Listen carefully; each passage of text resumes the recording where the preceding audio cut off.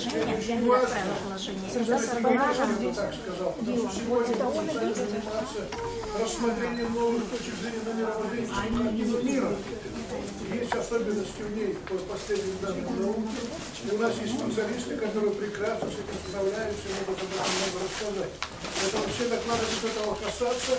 Несомненно, они будут практически выход во многих делах наших с вами учебных и самообразовательных делах и так далее. И поэтому я хотел бы, чтобы вы слушали все внимательно, не отвлекались. И если возникают вопросы, обязательно задавайте. Не надо в себе их держать. Когда делаешь себе вопрос, то плохо. Поэтому давайте после этих слов начнем сегодняшнюю работу. И я бы представил первое слово Ольги Михайловны Фоменко. Она у нас с вами, так сказать, мама этого дома большого. Так что ей самое первое слово я предоставляю. Пожалуйста. Добрый день, уважаемые гости, участники нашего мероприятия, участники конференции. Мы рады... трибуне встаньте, и потому что у вас туда камеры. Да вы что? Это так важно. Я думаю, что наш многонациональный зал открыт для всех народов, для всех культур. И когда мы сохраняем культуру своего народа в своем сердце, это всегда находит отдачу. А мы должны передать культуру своим детям, своим внукам. Мы передаем эту культуру посредством книг. В нашем доме много литературы на разных языках, много просветительской литературы. И начинали мы с книги. Это был городской центр национальной литературы. Сейчас в нашем центре литература на 28 языках. От азербайджанской, армянской, белорусской и до якутской. Вот здесь присутствуют якутские студенты. Мы всегда вас рады видеть, поскольку отдел литературы якутской открывался студентами. Они сами пожелали. Вообще говорят, что нет памятника на путях земных прочнее, чем слово прозы или стих. Книга, в каком бы формате она ни была, всегда сохраняет нашу культуру, нашу духовность. Я приветствую всех, желаю всем успешной работы и ждем, конечно, выступления наших гостей. Они уже приготовились. Спасибо. Мне знак нашей многолетней дружбы вручить для музея Ассоциации Содружества Центра вот этот Чурон. чурон. Да. Это традиционная чаша. Спасибо большое. В нашем музее есть маленькие такие чаши, чуроны, а это уже большая. Сразу будет видно подарок якутской общины. Спасибо большое. Я приветствую всех, кто приехал к нам из Якутии. Мы рады всегда вас здесь увидеть. Ощущаем постоянно с вами некое единство духа, единство саморазвития. Я думаю, что это творческий союз нашей славянской академии и вашего, так сказать, называется, хорошего народа. Он даст нам серьезные плоды, потому что вести нас к просвещению, к правде, пониманию, что такое истинная красота и так далее. Поэтому вот, для того, чтобы у нас все было замечательно, чтобы у нас боги с нами были, духи тоже нам бы помогали. То есть я хотел бы, чтобы наши коллеги провели тут обряд, очень важный, называется обряд благословения. Да? Значит, я представитель фамилию надо, или вы знаете, или нет, наверное, да? Или Николаева Тупсана. Вот, ну да, вот и вы тогда уже сразу. Понятно. Все, спасибо вам большое. Пожалуйста, я тут вам буду мешать или мне уйти? Мои хорошие, я прошу прощения, мне уйти, я буду тут вам мешать. Нет. Можно, да? Спасибо. У нас просьба, вот после проведения обряда не принято хлопать. Это не театр, и вот считается, что вот когда хлопаешь и отпугиваешь, вот то благословение, которое после обряда. Поэтому просто вот люди слушают. И не надо замыкать руки и ноги. С открытыми вот надо сидеть, когда проводится вот этот обряд. Он очень краткий.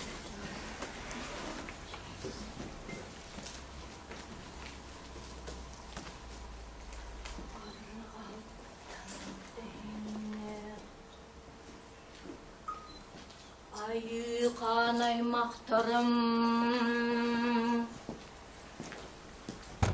Göktüsten köntestek Günürtten uluslarım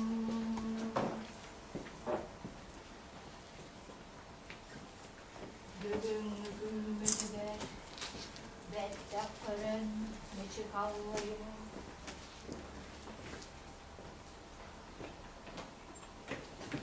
Canlarım sanalarım bir bak kurduk Sonuğa sanalar Ödük sirbitiger gelen Al göstü hererbin Kömüllendu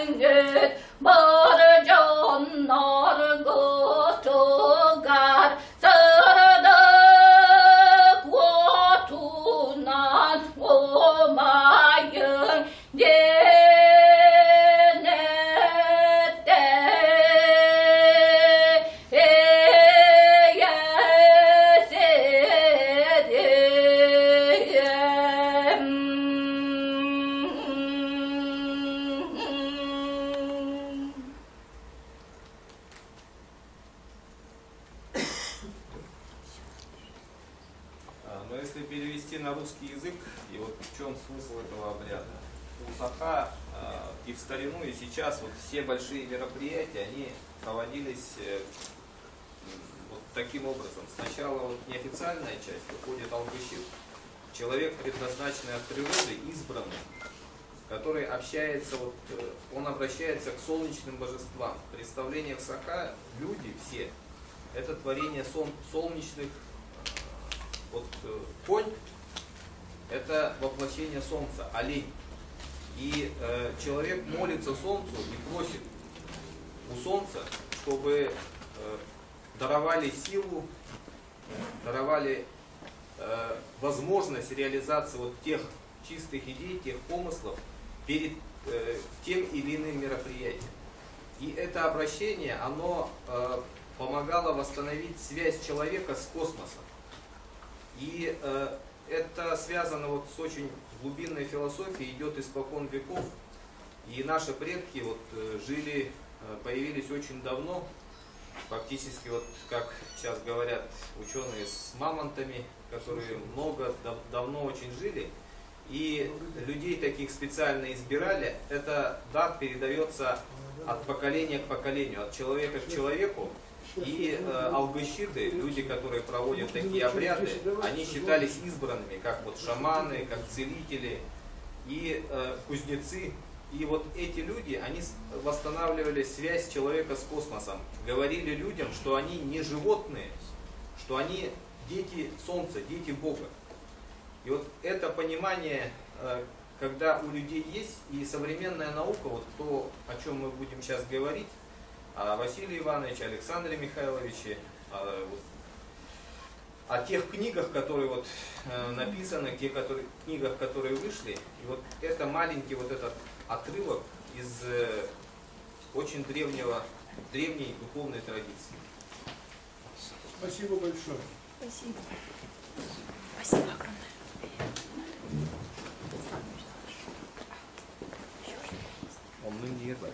Ну что же, продолжаем нашу замечательную конференцию, теперь уже как бы получив сверху дар дискуссии, дар обсуждения, дар слова. И вот первое мое сообщение нашего Леонидовича Рома, это наш академик Западно-Сибирского отделения Славянской академии, доктор культурологических наук и, так сказать, во всех ипостасях довольно хороший ведущий специалист в области культуры, танца и многих других вещей. Так что слушаем его внимательно, готовим вопросы, задаем его. Пожалуйста. Спасибо.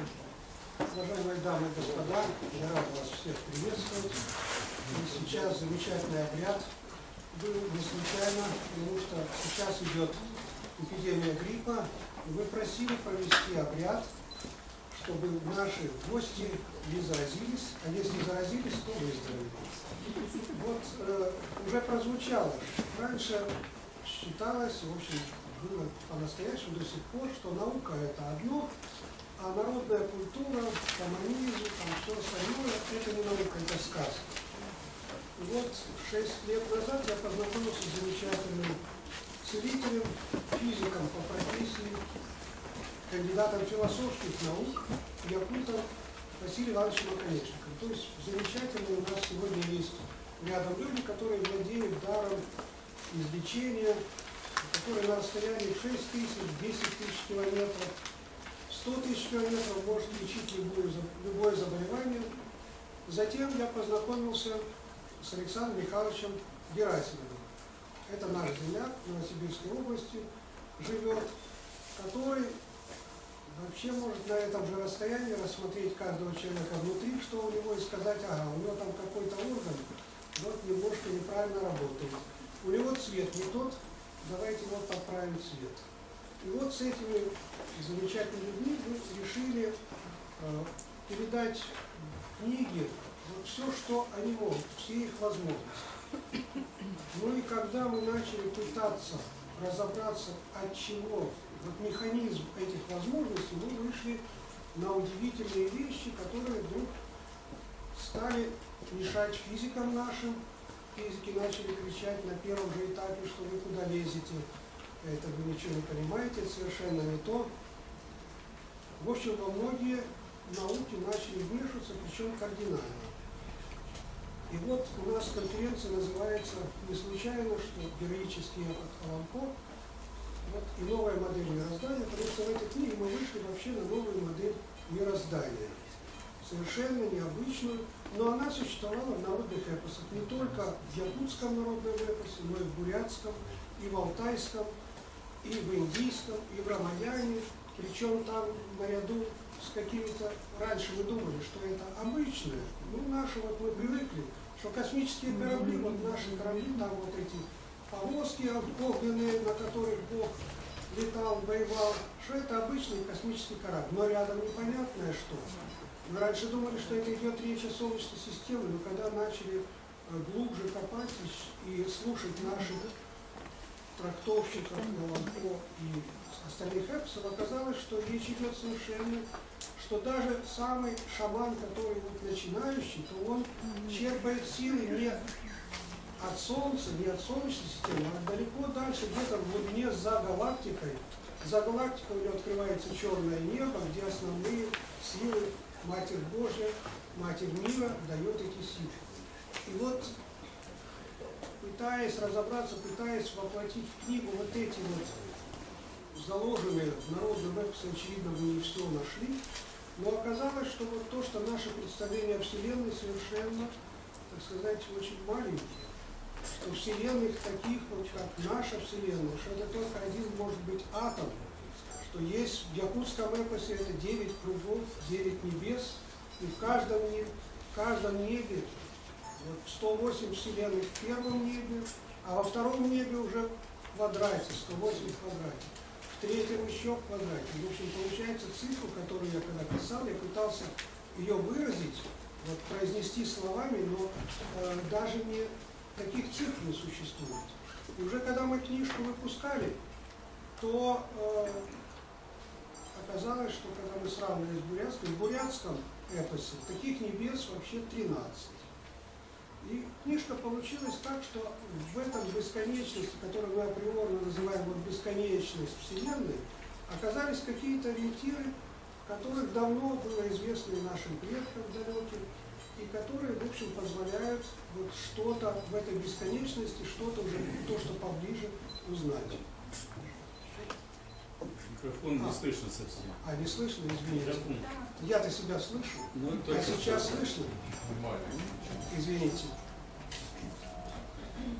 И, отходя от вселенных, в общем, начали наши авторы копаться в атоме, пытаться понять, откуда вообще произошло. И здесь вообще начались очень серьезные противоречия с физикой, потому что первым делом мы отменили вообще все знания ядерной физики. Все, что мы знаем, мы, в общем, в принципе, знаем, что это самая сложная вещь, ядерная физика.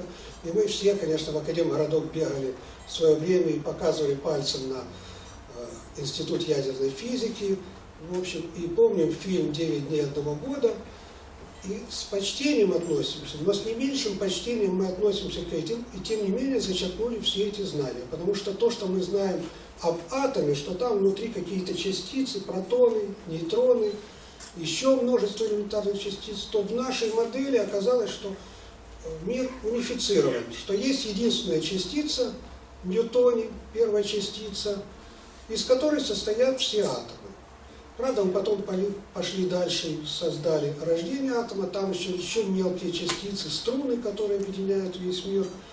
И вот этот ньютоний, в общем, не только есть в нашей системе, а он был изобретен и, в общем, найден еще нашим гениальным Менделеевым, Дмитрием Ивановичем Менделеевым. И он его поместил в свою таблицу периодической системы, но, как всегда бывает, таблица вышла в последний год его жизни, а через год его лучший ученик решил, что это все ни к чему, что, в общем, по его мнению, его не существует.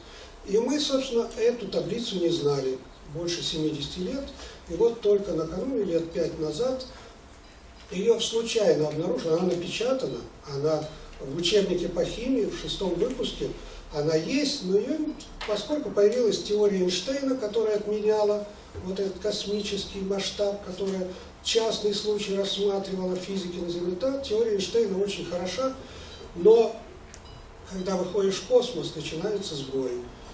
И вот когда вот обнаружилась вот эта подлинная таблица Менделеева, то есть этот ньютоний, как и сказал Менделеев, является, в общем-то, основой эфира. Эфир тоже многие слышат, что эфир был до 19 века, даже до 20-го, основным элементом, о котором спорили ученые. Потом его забыли, потому что считали, что его не может быть. А для чего это нужно? Потому что мы влезли в эту физику, и сегодня вот приглашали студентов, и нам еще наши академики и физики говорили: вы что, невозможно. Да, сегодня проверить вот те положения, которые есть в книге, и в первой, и во второй, инструментарий наш не позволяет. Инструментарий наш не позволяет, но хочу напомнить, что сегодня среди нас есть люди, вот, ну, пока мы нашли 3-4, среди них вот Василий Иванович Оконешников, Александр Михайлович Герасимов, которые могут вот этот вот даже маленький атом пойти еще дальше. То есть прозвонить мало того, что увидеть этот атом, но увидеть мелкие частички, которые внутри атома, как они там движутся, и даже сказать примерные размеры этих частиц. Сегодняшние наши знания вот до атома, до молекулы еще можно увидеть, позволяет инструментарий. Все, что связано с строением атома, это получено путем, так сказать, встречных пучков, то есть встречаются, значит, два пучка на большой скорости разгоняются, стукаются, и то, что разлетается, говорят, вот это вот то, что есть внутри. Сегодня наши герои говорят, что нет, дорогие друзья, вот то, что разлетается, это осколки, а то, что натуральное, мы увидеть не можем, натуральное вот единственное. И, в общем, получилось, что картина физической атома, она унифицирована. Она вроде очень проста. Есть один элемент, из которого состоит ядро атома. В ядре атома, значит, водорода 729 ньютониев. И вот это вот единица ядра атома. Дальше вообще сказки, которые, казалось бы, проверить очень просто. Цифры, маленькие цифры. Значит, если у нас есть таблица Менделеева, а остановился на 108 элементе, вы знаете, что 108 это цифра, в общем-то, сакральная, и в четках 108, и 108 вселенных по нашей модели. И вот в оболочку, которая стандартная, оболочка атома может поместиться только вот этих стандартных единиц водорода, а мы назвали стандартную единицу сахатон, так сказать, дай уважение Республике Саха, назвали сахатон. Вот только 108 может уместиться. И опять-таки нас спросили физики, говорят, вы тут хоть не говорите, что вот все, что появилось после 108 элемента, это не элементы. Это действительно осколки разлетаются. Можно таких осколков найти сколько угодно, но они живут какие-то миллионные доли секунды и умирают. В природе они не существуют. И несмотря на эту унификацию, в общем-то, оказалось, что дальше, когда начинаем смотреть картину мира, она намного больше, намного богаче, чем мы до этого предполагали. Но нас интересуют, в принципе, вопросы, и в книге интересовали вопросы здоровья. Потому что те феномены, с которыми мы столкнулись, они не укладываются ни в какие физические законы. Но вы все помните по теории Эйнштейна, скорость света не может быть выше скорости света, а наши, так сказать, целители звонят по телефону, причем бросают трубку, и моментально, еще не надо, уже сказал, какое заболевание, увидели, какое, значит, там все, и операцию на сердце делают моментально, еще, может быть, пока дойдет, вот, часовой пояс пройдет 6 часов, а они уже сделали эту операцию, уже человек там скачет. То есть оправдать это с физическими законами, которые мы сегодня знаем, невозможно. То же самое, как можно представить себе, дальневидение. Невозможно, сказки, мы привыкли, что это сказки, это все выдумки наших бабушек, дедушек, и по телевизору мы часто слышим, что вот это сплошное шарлатанство, шаманизм. А вот почему все-таки 1000 лет существует и люди излечиваются, пусть они излечиваются 1 из 100, но они излечатся от тех заболеваний, которые вообще невозможно лечить. И вот когда все эти физические законы, так сказать, мы вывели как-то для себя хотя бы, то тогда можно сказать, стало возможным сказать, почему вот эти вот действуют вот эти наши целительские способности. Прежде мы думали, еще наш незабвенный Владимир Петрович Казначеев, который основал нашу академию, он очень любил повторять, очень много любил говорить о пространстве Козырева, что в пространстве Козырева вот нет скорости света, что скорость света в миллионы раз больше, чем у нас. И многие говорят, ну ладно, это где-то в другом пространстве, это возможно быть. Но исходя из той модели, которая вот у нас в первой книге «Инженерия шаманизма» и во второй книге «Лечение невозможного», из-за этой теории вот это пространство, которое было где-то непонятно, в которое невозможно проникнуть, оно оказывается в нас.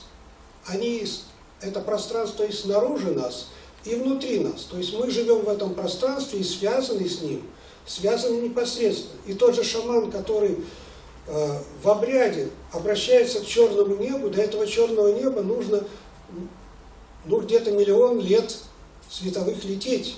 А он обращается моментально, мало того, он еще может куда-то полететь туда и вернуться в то же время. То есть это не...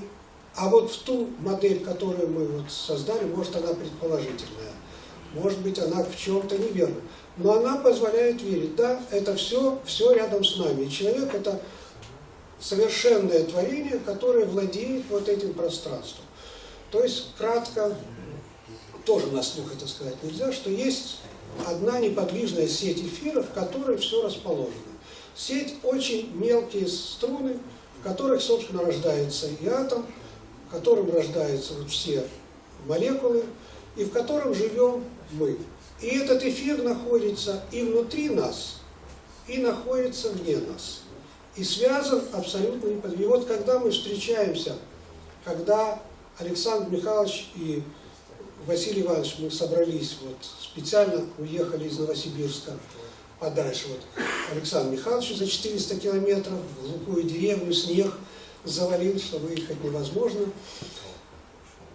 И там начинаю вот гадать. Мы взяли одного пациента, и вот в книге описано это.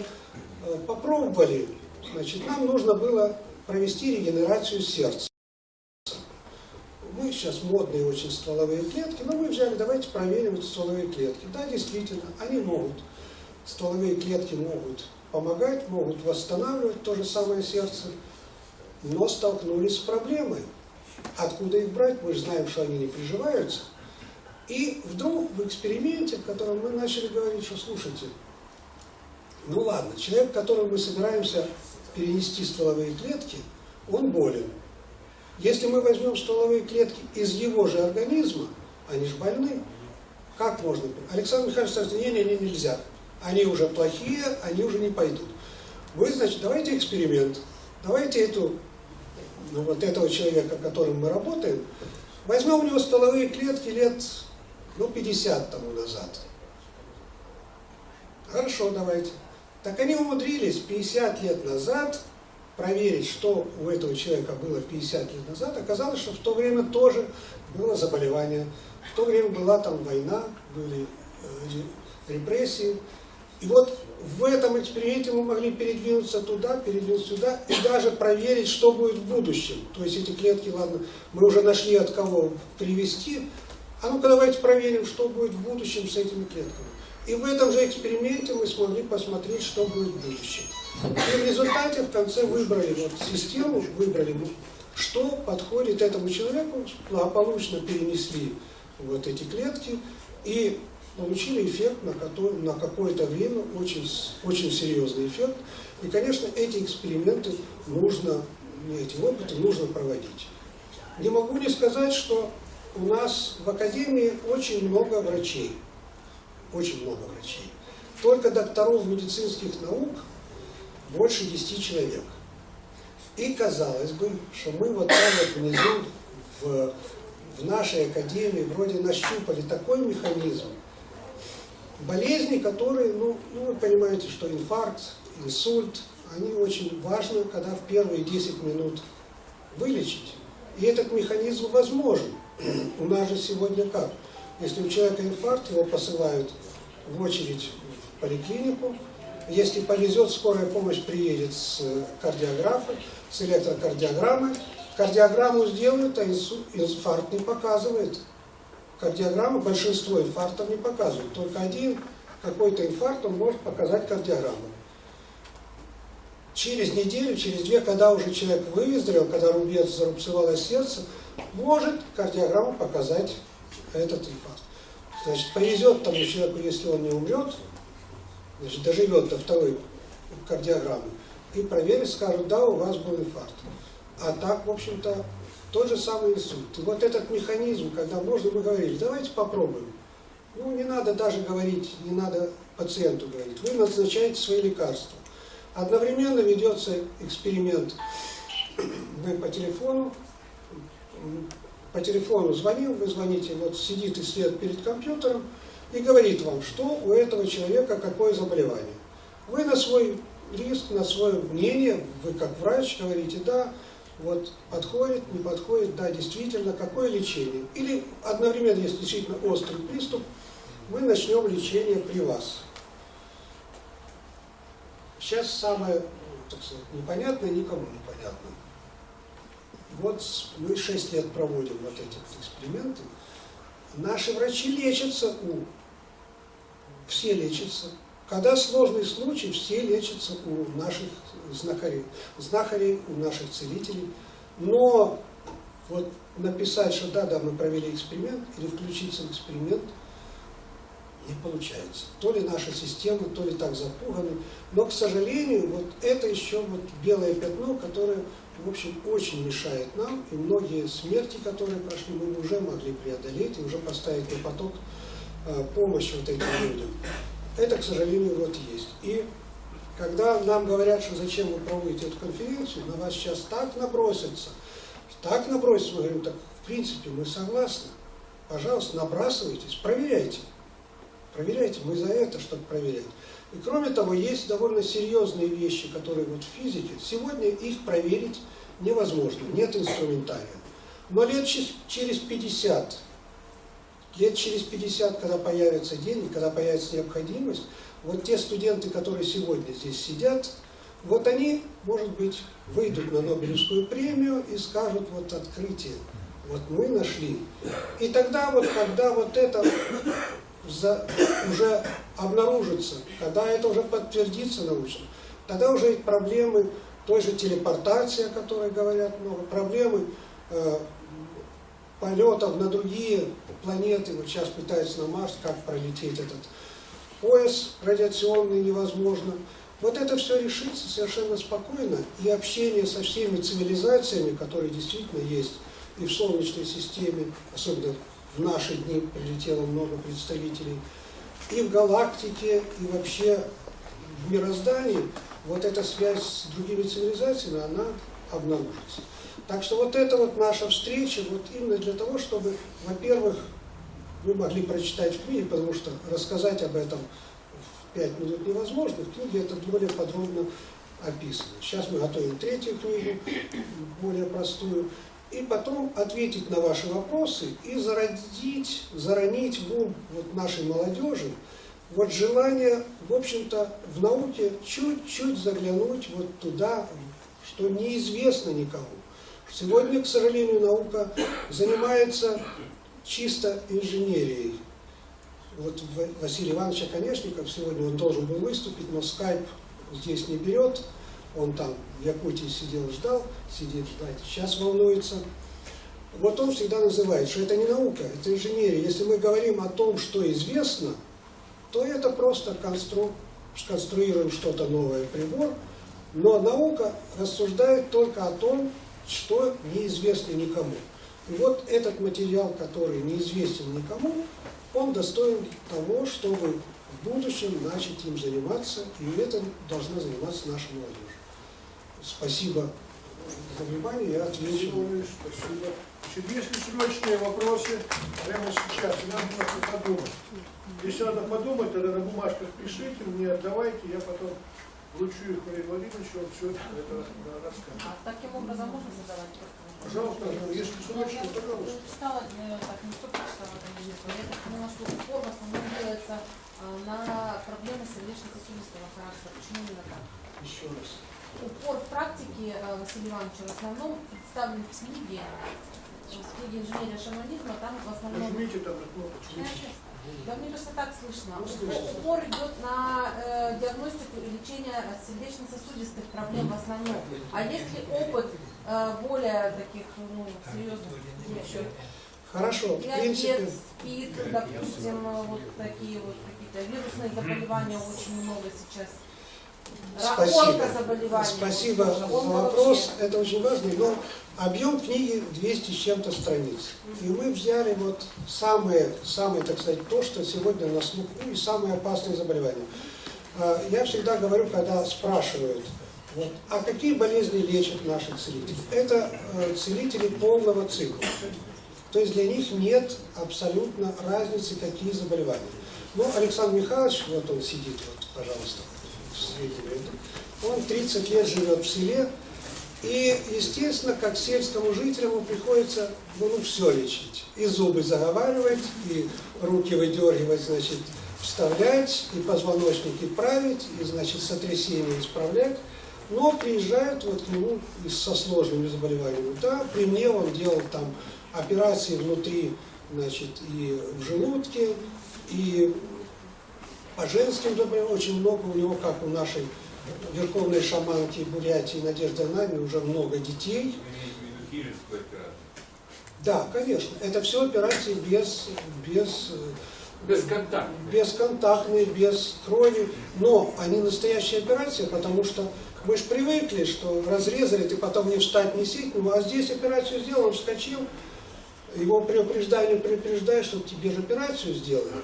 Он приходит домой, начинает таскать мебель, на следующий день лежит, ой, ты что сделал? У тебя опять раскрылся шов, у тебя там шов есть. Вот, поэтому это действительно уникальнейшая операция, которую нужно исследовать, и мы призываем исследовать, и, в общем, это большая редкость. Да, они все полный цикл операций, и любят очень с онкологией, особенно в раннем этапе, когда еще можно вот так вот махнуть рукой, и онкология прошла. А уже когда до 4-й стадии доходит, вот тогда уже и шаманы, и всем запрещено заниматься этим, уже запускать это не нужно. Хотелось бы просто, знаете, узнать, хотя бы я еще материалы такие, почему сейчас очень много в мире, особенно наш край, Алтайский край, очень страдает от онкозаболеваний. Причинно-следственная связь, допустим, на ментальном уровне в Чумана, или это как-то все-таки работают специальные люди, которые, ну, так сказать, сознательно, да, внедряют распространяют каким-то путем, либо это все-таки заболевания тонкого плана идут. Как вот людям, кто-то работает вообще в вашей команде относительно? Спасибо за вопрос. Единично это все решает. Ну, в принципе, это все, но я могу передать вот мнение свое и моих коллег. Вот, что да, действительно, это не случайно. С одной стороны, наши ученые говорят, что виновата экология, виноваты атомные взрывы, и все. Это действительно так. Но вот наши целители и шаманы считают, что основное это в другом. Это сегодня, во-первых, бездуховность общества, что мы потеряли веру в Бога, вообще ни в кого не верим, что, в общем-то, особенно вот нам в Сибири, где, в общем-то, и духи, и родовые связи, они сохраняются, и где сохраняется традиционная культура вот шаманизма, и вот человек так бездумно, понимаешь ли, все отметает, он может оскорбить, ну, мало того, что своих близких оскорбляет, но он оскорбляет еще и богов, оскорбляет духов, оскорбляет, в общем, многие неживые существа, которые существуют. И вот на наш взгляд, вот мы пришли, что именно это является онкологией. Мало того, вот в этой книжке, и в предыдущей, и в той книжке много внимания уделяется агрессии человека. Сегодня очень агрессивный человек. Что мы считаем, что наша озлобленность, что наше бранное слово другому человеку, что это, ну, подумаешь. И в этом в какой-то мере православная церковь сегодня немножко провоцирует. Католичество провоцирует. Уже сколько лет католики индульгенции продают за деньги. Что ты, ладно, вот это в той жизни тебе вот это отольется. К сожалению, нет. Вот это вот все, что ты сделал сейчас, и сегодня особенно ускоряется тем, что наказание приходит в этой жизни. И все ближе, все быстрее и быстрее. И вот это очень серьезный вопрос. И вот онкология, на взгляд наших целителей, что онкология это результат того вот вашего, так сказать, отношения. Вот вы что-то сделали, вот нагрешили настолько, что на вас послали онкологию. А онкология 4-й стадии, это уже вот когда действительно решили духи, решили боги, что вы жить не должны. А детская онкология какая масса? и детская онкология, вот мы сейчас обращаем вот в этой книжке, что это во многом, в большом вина родителей. Что дело в том, что мы связаны с предками, мы связаны с будущей жизнью, и с прошлой жизнью. И мы во многом искупаем грехи наших предков, которые нагрешили где-то там. Вот шаманы не дадут соврать, что им очень часто приходится проклятие, избавлять от проклятия. Что когда-то в 7-м поколении там предок нагрешил, и на него накляли проклятие, и сегодня хороший человек, но он вот это вот проклятие и по здоровью, по всему, вот исполняет вот это проклятие. И шаманы могут уговорить духов, упросить духов. Это возможно за прошлое. Но сегодня не думают, что вы сегодняшние вот эти агрессии, сегодняшней руганью, особенно в семье, когда вы ругаете мужа, а муж тебя, и проклинаете его во всех смертных грехах, вы закладываете болезни в ваших детей. И то, что сегодня появилось вот столько много больных детей, наши целители связывают именно вот с этим, именно с этой агрессивностью. Поэтому вот мы в своих статьях во всем обращаем на это внимание, но сегодня, к сожалению, настолько заслонены глаза деньгами, выгодой, что-то получить в этой жизни, что не замечают, что это мелочи, что это выгода, это деньги, все это мелочи, самое главное здоровье и здоровье наших близких, вот это мы разрушаем. Вот если вот мое мнение я сказал. Спасибо большое. Если еще срочные вопросы, если они короткие, давайте задавать. Если нет, на бумажке и мне на стол. Мы потом, Валерий Ильич, дадим возможность выступить, и он эти все вопросы скажет. Так что спасибо большое, Ильич. Я, видите, хочу немножко прокомментировать то, что мы сейчас только что с вами проговорили. Понимаете, не все так просто в этой жизни. И надо думать, что вот этот шаг, который сделан книгами, нас приблизил максимально близко к тому, что мы начинаем управлять процессами мышления, процессами сознания, лечения, дальнодействия и так далее. Это во многом не так.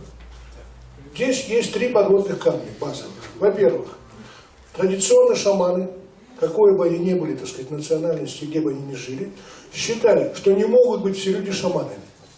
Ну, представьте себе, весь Новосибирск стал шаманами, да? Сидит под фонарями и, конечно, шаманят друг другу. То есть это Богом данная ситуация для избранных людей. Раз для избранных людей, то невозможно передать технологии на широкий поток. Все равно надо быть избранным в этом отношении раз. Вторая позиция. Ни один шаман сейчас, в настоящее время, с позиции научного языка не может объяснить то, что он делает. То, что мы в книжке прочитали, замечательная фантазия на тему, так сказать, таблицы Менделеева. Ее можно принимать как гипотезу. Но на самом деле ни один шаман вам прямо сейчас не скажет, тот механизм, который он запускает, делает, так сказать, называется шов на миокарде, там, делает какие-то другие вещи. Значит, это тайна, которая вообще остается тайной для самого шамана. Он работает исключительно на эмоциональном уровне, он работает, так сказать, на своей интуиции, на том запасе энергии космической, да, о которой, так сказать, он хорошо знает и которой владеет. И потом получается так, что здесь второй подводный камень. Как его обойти? Как сделать так, чтобы было унифицированное понимание механизма, мне трудно представить. Что у каждого, говорю, человека есть свой метод воздействия на другого человека, есть свое суждение о том, как это делается. И тут надо искать очень серьезный компромисс. И это третья ситуация. Дело, видите, в чем? В науке сейчас все больше и больше делается вот о чем. Не Вселенная создает человека как такового в образе и подобии, а человек рождает ту Вселенную, то окружение, в котором он живет. На самом деле, вы как раз есть те демиурги, которые формируют вокруг себя мировосприятие, которые формируют вокруг себя, так сказать, понимание вещей, предметов, явлений, как они взаимодействуют. Значит, человек идет от себя. Если хотите, он зеркалит. Он родился, вот пример очень яркий из анатомии. Он родился, когда начинает развиваться эмбриончик, у него закладывается, развивается, скажем, половина головы, грубо говоря, и левое плечо. Проходит какое-то время, это симметрично переходит на правое плечо и половинку, возникает верхняя часть тела. Потом сгибается человек, и на уровне ног, так сказать, и половых органов возникает некое подобие с некой модификацией и так далее. То есть получается так, что в этом отношении человек – это складная картинка. Вот как он складывает себя, как он формирует себя, Как он из этой картинки выходит, вот так он и будет реагировать на окружающую среду. Так и будут работать его, так сказать, эмоции, системы и прочие вещи. Это тоже непростой вопрос.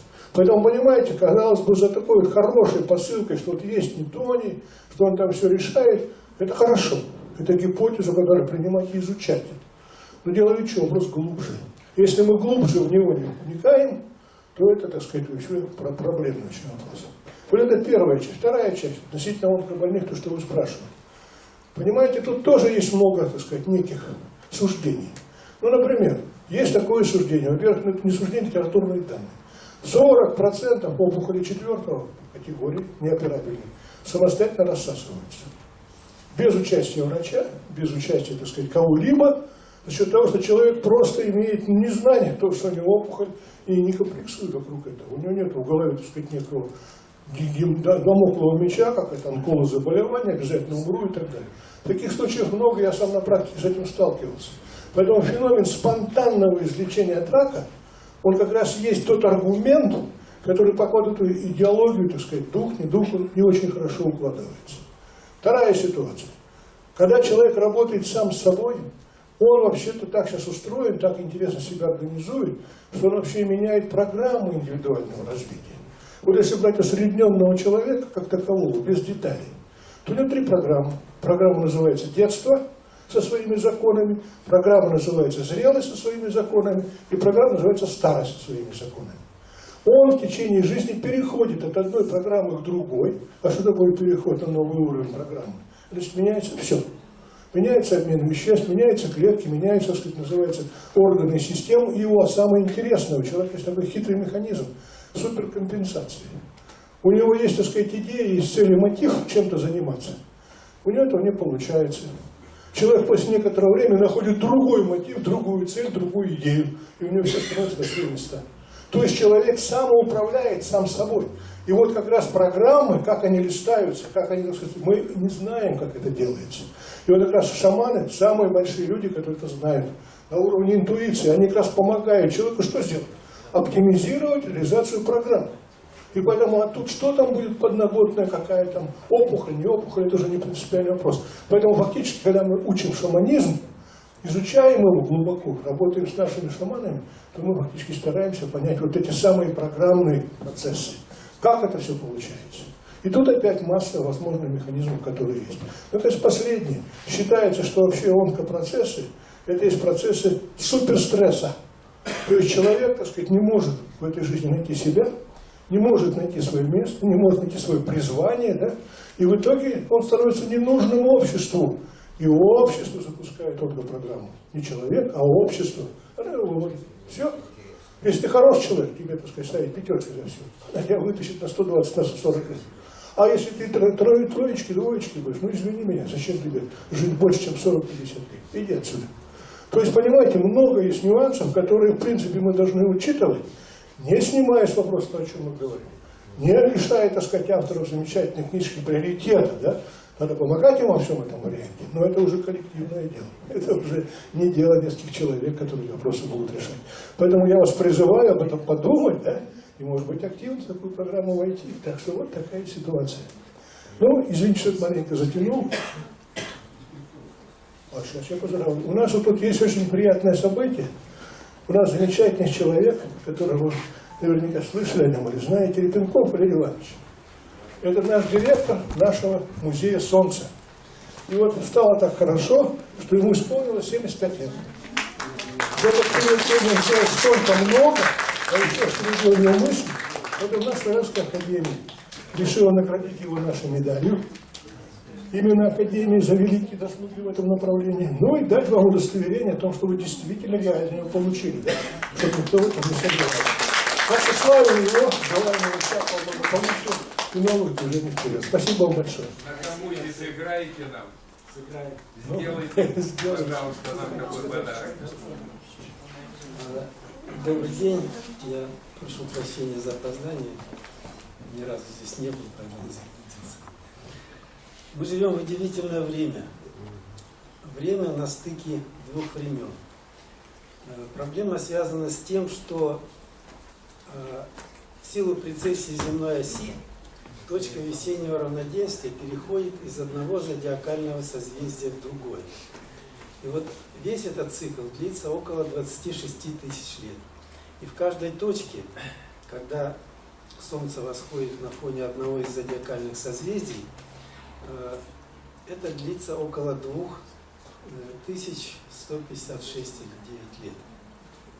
И вот этот очень важный момент отслеживали все волхвы, шаманы, жрецы всех религий и всего мира. Дело в том, что если утреннее солнце, пробуждая нас, насыщает нас энергией на целый день, то солнце в точке весеннего равноденствия насыщает нас на целый год. Поэтому вот эти масленицы, эти все гуляния, которые связаны с весенним плодородием, с пробуждением природы, они очень важны были.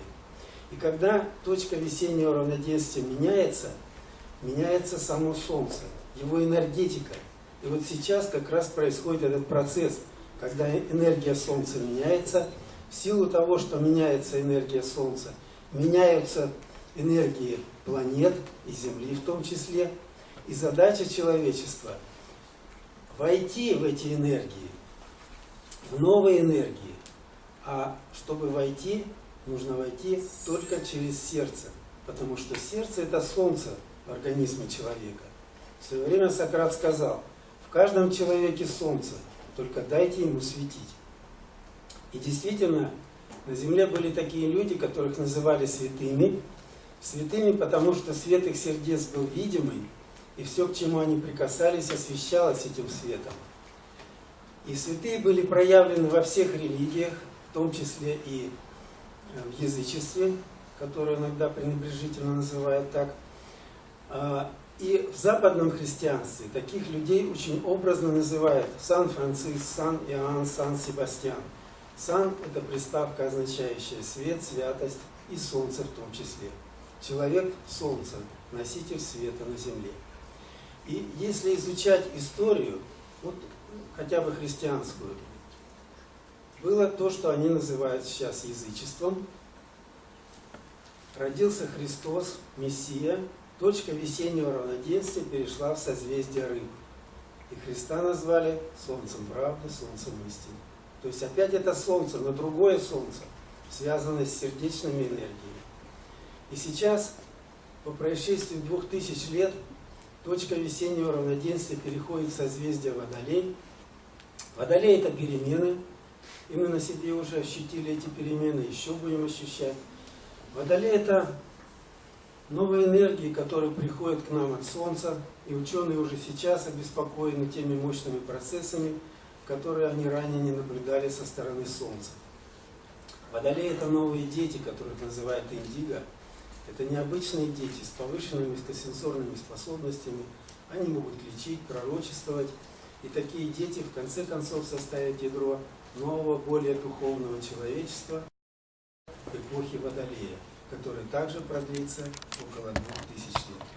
И всегда, когда точка весеннего равноденствия переходила в другое состояние, другой зодиакальный знак, менялись религии. Менялись религии. Почему? Потому что новые энергии персонифицировались или животными, или человеком, или какими-то другими существами. Вот эта персонификация как раз сейчас происходит. Даже есть легенда, или тоже, может быть, пророчество, когда к Христу пришли ученики и спросили: куда пойдем мы, когда тебя не будет?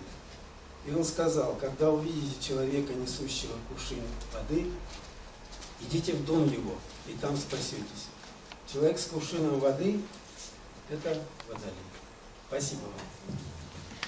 Спасибо большое. Хорошие, интересные слова. Вот так в качестве разрядки. Значит, сейчас есть такая твердая установка. Блины ешьте до Масленицы, во время Масленицы. После Масленицы все. Поэтому солнце можно поглощать к моменту равноденствия, да, получается так. Значит, поэтому имейте в виду, связь оказывается не только духовное, да, но еще и вечное срабатывает здесь. Поэтому вот имейте в виду. Не переберите вечную часть, называется солнце. После солнцестояния называется, весеннее равноденствие. Иначе человек становится жадным, корыстным, так сказать, но имеет массу других потребностей, которые начинают его эгоизировать. Это очень важный момент. Ну ладно, дальше двигаемся. Конференция наша серьезная, продолжается. И я хотел бы Иоганна Егоровича попросить выступить, нашего знаменитого, называется, ветерана атомной промышленности, который много занимается историей, философией, как раз народных этносов и прочие вещи. Я думаю, нам очень много интересно расскажет. Пожалуйста, вам слово. Я последние 20 лет занимаюсь в системе образования со студентами, поэтому свой доклад назвал «Научно-познавательное значение урановой модели эфира». Акцент на это вопрос. Автор свою виртуальную конструкцию назвал урановым квантовым компьютером, третьим глазом в обозрении невидимой реальности бытия. И вот он действительно разработал поистине уникальную, эта разработка поистине уникальной своей дерзостью, ломки общепринятых представлений, научной обоснованности новой модели мироздания и смелости приложения практики исцеления. Я решил выразить свое восприятие этой поистине сумасшедшей попытки земляка в меру своего понимания и в ракурсе, в общем-то, научно-популярного толкования с точки зрения технаря. Из истории штурма тайн атома вспомнил слова Нильса Бора по поводу выдвижения принципа неопределенности Гейзенберга в 1927 году. Он сказал: это, конечно, сумасшедшая теория, однако она недостаточно сумасшедшая для того, чтобы быть правильной теорией. Эти слова можно отнести к теории Конечникова. Ее сумасшествие состоит в том, что предложенные модели ум и память выводятся буквально за пределы мозга, в костяной коробке, как выразился Кулаковский.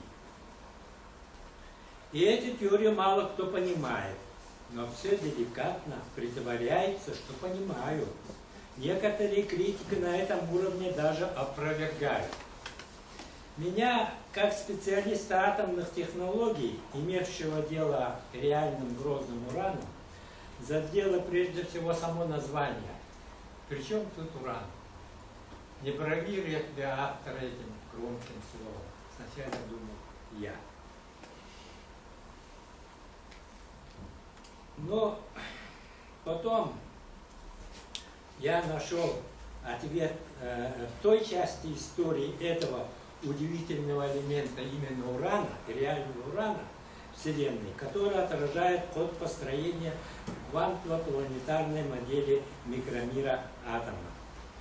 Уран я знаю не понаслышке и имею назвать его элементом трех миров по Соломону. Вот первый слайд, верхний, нижний, средний мир. Почему называете вот миров, там все расшифровано? Вот я решил рассказать о реальном уране, перевернувшем 20 век представление о здании мира. К тому же, по иронии судьбы, нас, Оконечниковых и всех наших якутян называют потомками Уран-Хай-Саха. Слово уран. Так именовали наших кочевых предков, начавших освоение геометрических просторов Земли Олонкот. Но в свое время я имел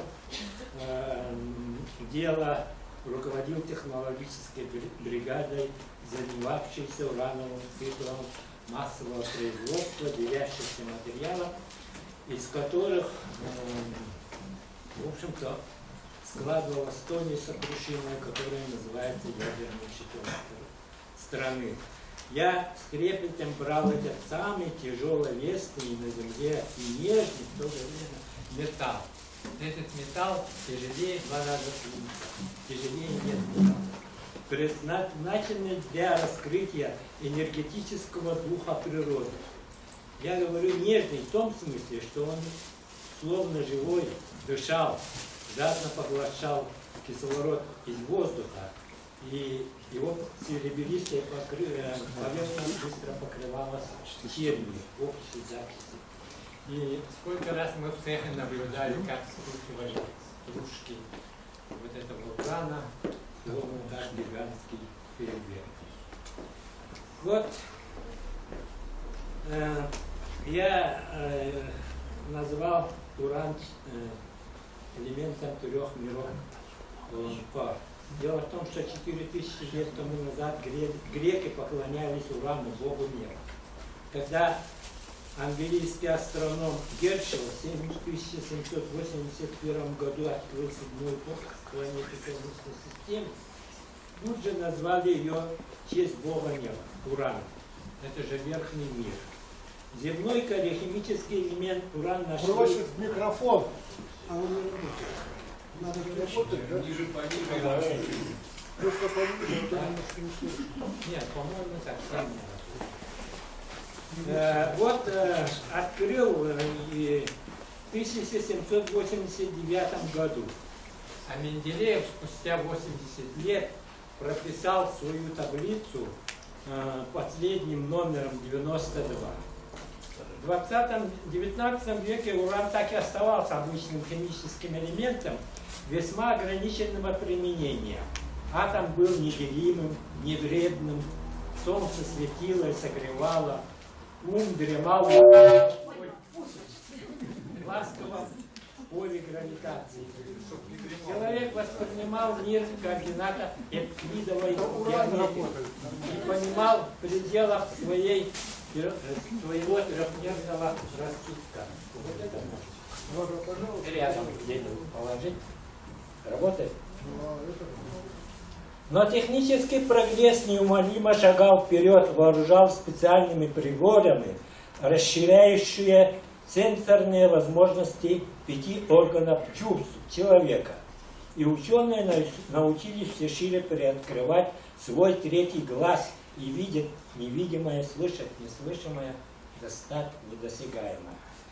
Смею заявить, что человечество жило спокойно до 24 февраля 1896 года, пока француз Анри Беккерел случайно не засветил свою фотопленку солью урана и стал разбираться в причине случившегося, что привело к открытию проникающего излучения урана. Супруга Мария Кюри и Пьер Кюри это явление назвали радиоактивностью. Вот та черта, когда началось интенсивное изучение урана и штурм тайн атома. Все началось путем построения геометрической модели и создания физической теории атома. Так вот, в 1911 году Резерфорд предложил планетарную модель атома, а Нильс Бор одухотворил вот эту модель своими квантовыми постулатами. В 1919 году утвердилась атомная теория мироздания. Ровно 50 лет до этого Менделеев априори предсказал планетарную модель атома в структуре, то есть периода группа своей таблицы Менделеева. Пожалуйста, второй слайд. Я хочу вам показать сегодняшнюю таблицу Менделеева, где насчитывается не 108 элементов, а 117 элементов.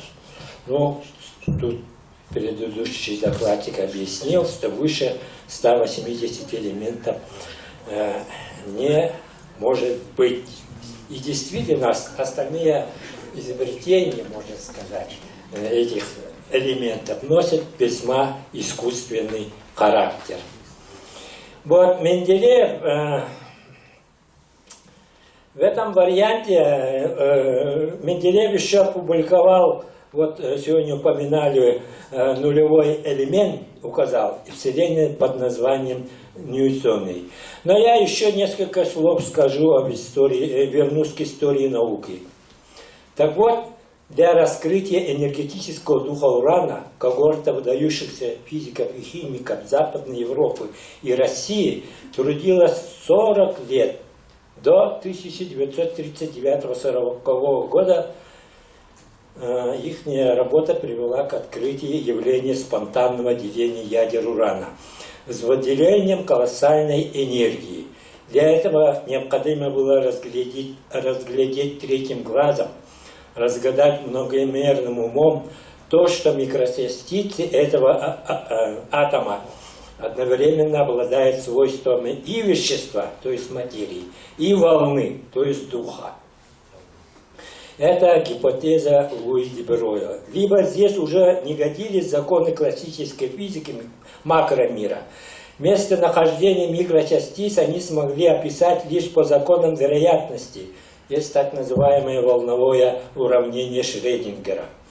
Так мучительным поиском научной истины рождалась квантовая механика и атомная физика. При этом ученые, в отличие от политиков, уважали историю, взгляды предшественников, и потому квантовая механика не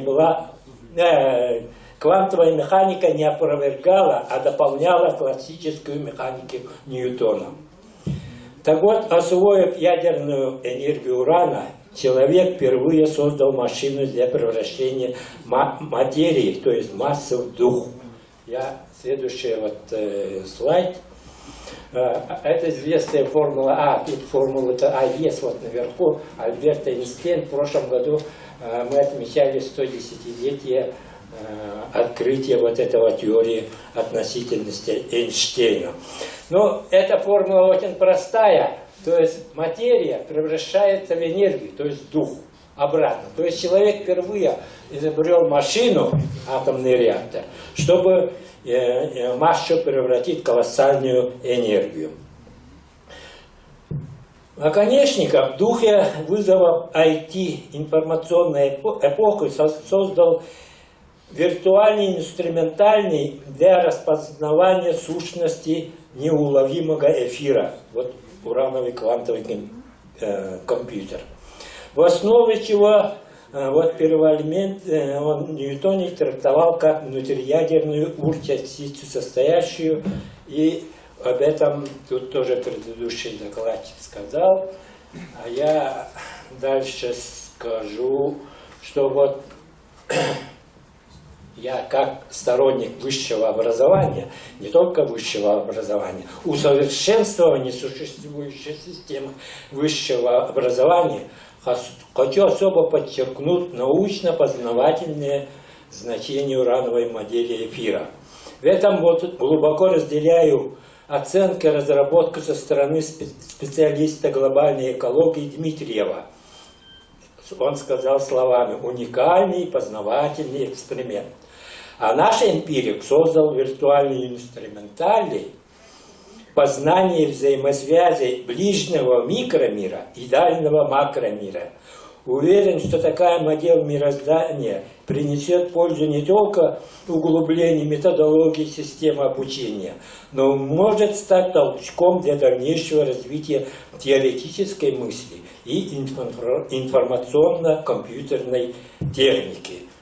В целом в природе нет абсолютной истины и вечности бытия. Любая научная теория всегда относительно, условна. Теория ценна тем, что рождает математический инструментарий описания тех или иных реальных процессов и конструкций.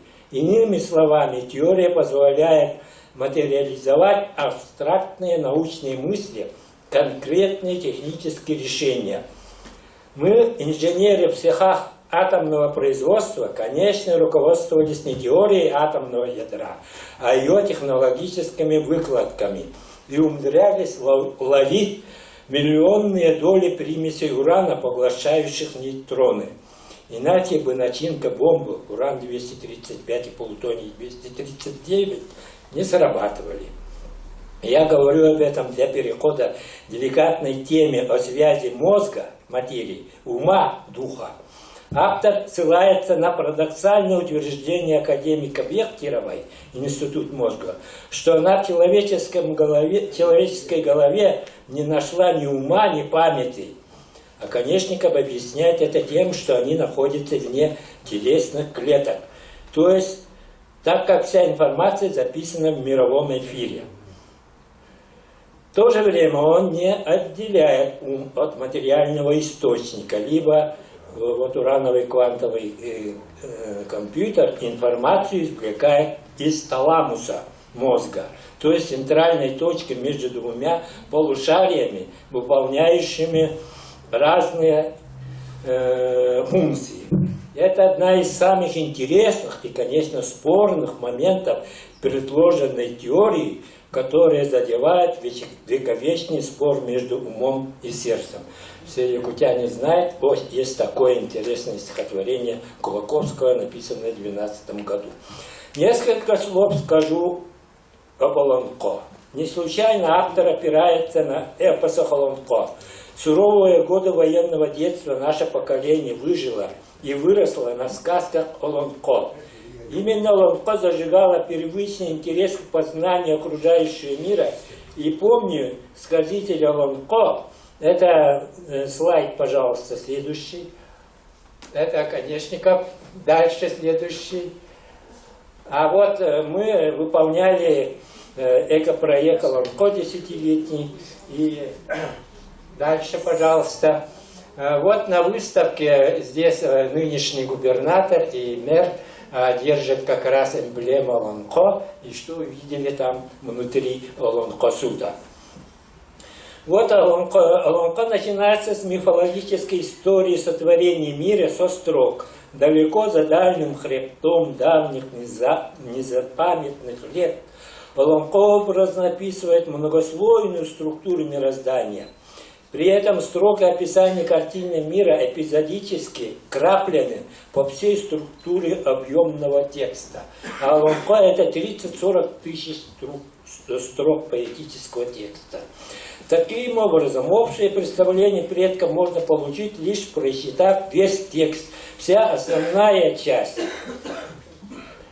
сюжета эпоса посвящена противоборству богатырей Ботуров трех миров Вселенной во имя обустройства среднего земного мира по современному экодома биосфера. Слайд 6, следующий слайд. Он хрупкий такой экодом. Эпос Олонко бессмертны и в то же время современны тем, что они утверждают единство телесно-земной и нематериальной космической сущности человека, акцентируя силу духа. Земная жизнь разворачивается по велению высшего Творца, а не белого божества Солнца. О Солнце, сердце мира, свет нетленный, ты дух, скрепивший рукопись вселенной, небытия и бытия причина, источник жизни ее вершина. Так говорится в мантрах. Умы и сердца потомков Урамкай-Саха всегда задевают вопрос, как же наши безграмотные предки без всякой технической оснащенности сумели освоить и унаследовать нам 3 миллиона квадратных километров северного сурового края Земли. И приходим к выводу, что они достигли всего это исключительно силой духа. Они были сильны интуитивно и рациональным умом, жили по небесным законам бытия, создали учение о духах Иче Куцюр, унаследовали потомкам традиции экологической мудрости и диалектического оптимизма. Перевоспитали наступление эры виртуальной реальности информационного бытия, в котором мы сегодня живем. Этот уникальный опыт истории закодирован в вещем слове Олонко. Вот слово Олонко оттачивалось из уст в уста и передавалось из поколения в поколение в течение 2000 лет. Я об этом говорю как руководитель вот экопроекта Олонко десятилетия. Вот в системе образования Якутии сейчас обращают особое внимание вот к этнопедагогике Олонко. И могу сказать в связи с этим, что инструментарий квантового мышления Конечникова дает новые возможности для распознавания глубинной сущности этого нематериального наследия человечества. Это формулировка ЮНЕСКО 2005 года.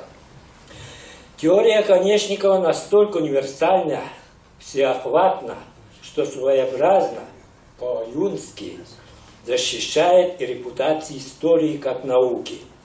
Я говорю об этом именно в таком смысле. Урановая теория эфира, конечно, отделяет, то есть отфильтровывает энергию, и во вселенский интернет, не глобальный интернет, а во вселенский интернет пропускает лишь свободную информацию. В отличие от 3W паутины, чистая информация свободна от лжи, сплетней, против земных пороков. В бесконечной емкости эфира хранится вся объективная история человечества в виде древа жизни. И на Земле человечество живет прошлым, в том смысле, что потребляет материализованные в прошлом продукты, как нефть, газ и так далее. Или интеллектуальное творчество человека, информацию, научно-технические достижения. В данном случае автор использует опыт прошлого, то есть истории, именно истории, для коррекции здоровья ныне живущих землян. Говорят же, время лечит. Инструментарий квантового компьютера позволяет автору оживить химические элементы, рудиментальные органы человека для того, чтобы диагностировать и лечить болезни. Но лечебное воздействие чуда Хиллера Юна я популярно объясняю так. Все гениальное просто. Ведь для того, чтобы пользоваться компьютером, не обязательно знать устройство компьютера.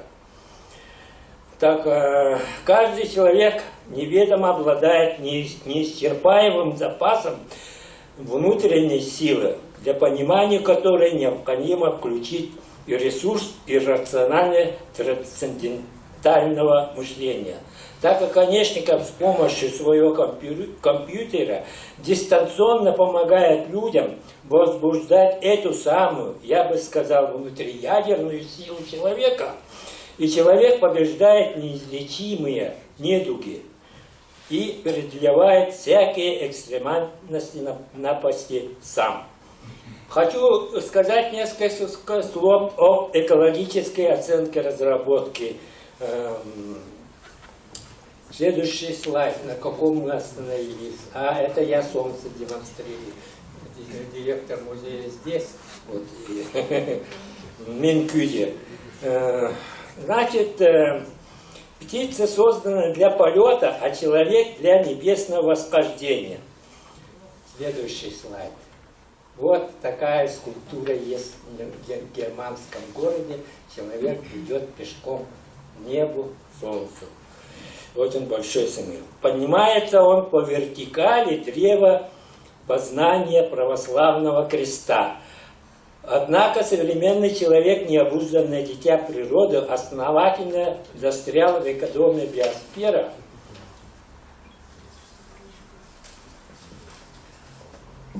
Биосферной горизонтали социальных противоречий бытия ведет потребительский образ жизни с отсюда вытекающими экологическими последствиями.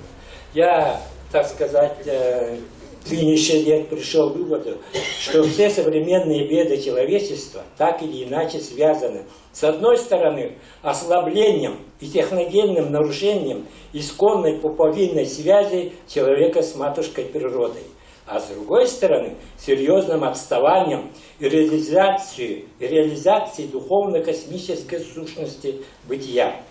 Что же такое жизнь? С экологической точки зрения я даю такое определение. Жизнь или здоровье – это устойчивое равновесие в экосистеме взаимодействия организма человека, то есть внутренней среды, с окружающей внешней, природной и социальной средой. В этих трех средах произошли такие характеристические изменения, которые загнали человечество в технократический тупик. По мнению ведущих экологов, следующий слайд, биосфера качественно превращена уже в техносферу. Социосфера, то есть общество, в информационную лжесферу. Человек потребляет не только алконаркотические вещества, но все усерднее обрабатывает свой внутренний организм всякими химическими суррогатами пищевых продуктов, даже подделывает лекарственные средства. Такое загрязнение внутреннего организма я условно называю алкосферу. Вот как зажат человек современный. Homo sapiens. Сможет ли он вырваться из этого технократического клеща? Вот в чем вопрос актуализации повестки 21 века, принятого четверть века назад в Рио-де-Жанейро на форуме ООН. Выход есть. Его нужно искать в сфере духа. Судьба технократической цивилизации сегодня практически решается за школьными партиями и в студенческих аудиториях. Именно в сфере образования закладываются дидактические основы духовного возрождения России, экологическое выживание всего человечества в целом. Но в интеллектуальной кузнице будущего политика по-прежнему продолжает бить по мозгам кувалдами средств массовой информации и телекоммуникаций, а не силой духа. Я говорю о необходимости одухотворения системы образования без навязывания религиозного максимализма.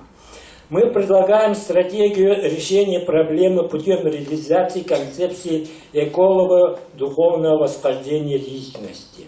Следующий, последний слайд, по-моему. Да, еще есть, да. Вот.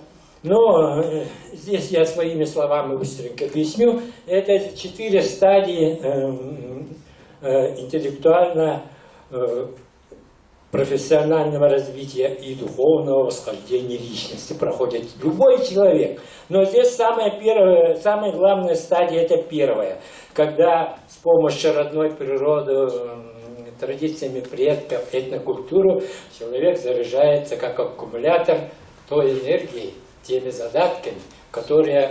Прошу следующий слайд. Подождите, мы его сейчас снимем. Мы вот это снимем.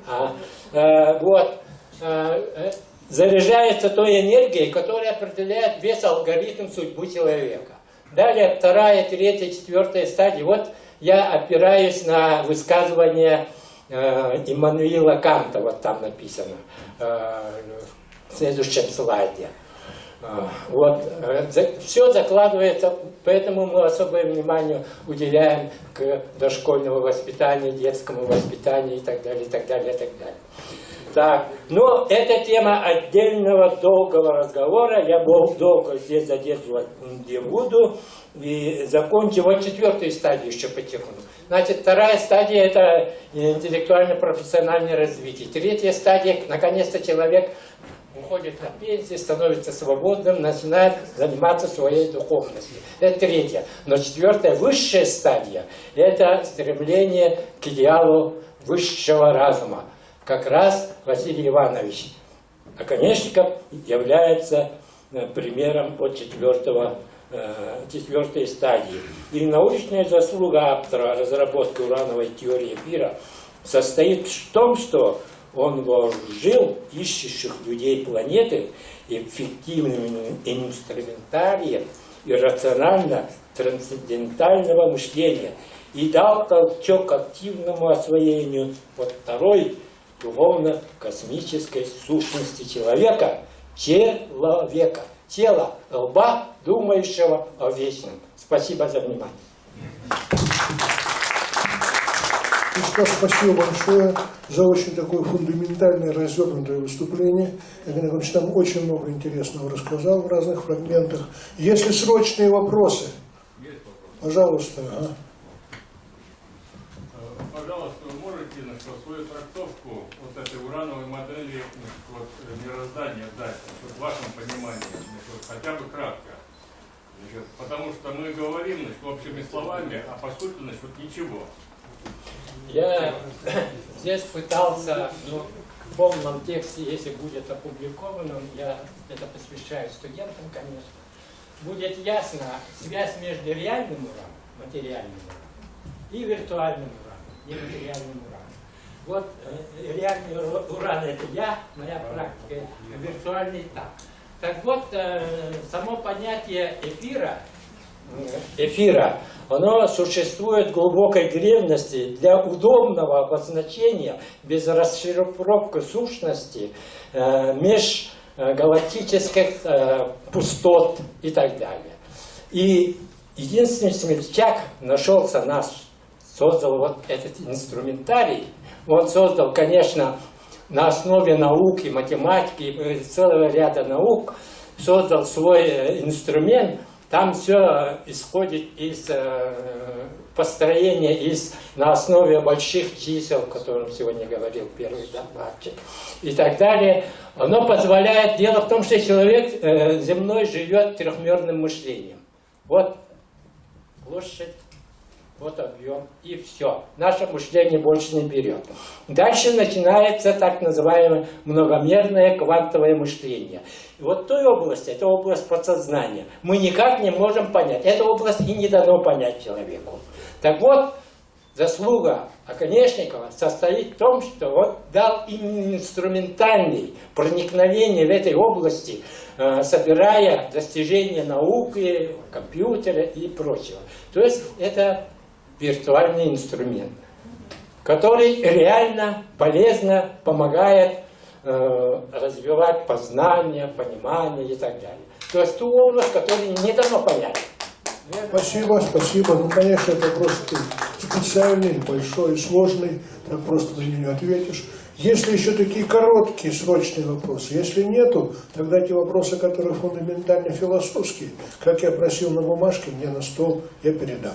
Ну и два слова, как-то мне полагается, в общем, комментировать, и хотя, в общем, мне очень не хочется хорошее, красивое выступление. Но видите, в чем тут дело. Опять, когда мы говорим о всех этих вещах вместе с вами, надо все-таки немножко, чуть-чуть учитывать те тенденции в развитии современной науки, которые не противоречат нашей концепции, а наоборот с ней солитуются.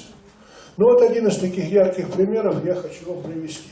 Сейчас очень четко установлено, что ребенок, который родился у мамы, первые 4 месяца вообще никак не может претендовать на человека.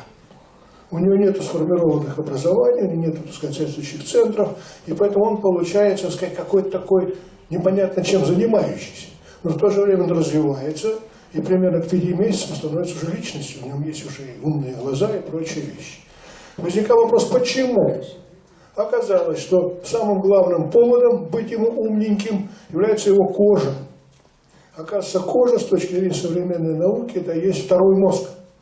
Он окружает нас снаружи, грубо говоря, и именно в нем формируются все основные центры, эмоциональные, двигательные и прочие вещи, которые потом просто трансформируются в сознание. То есть как лакмусовая бумажка, как картинка.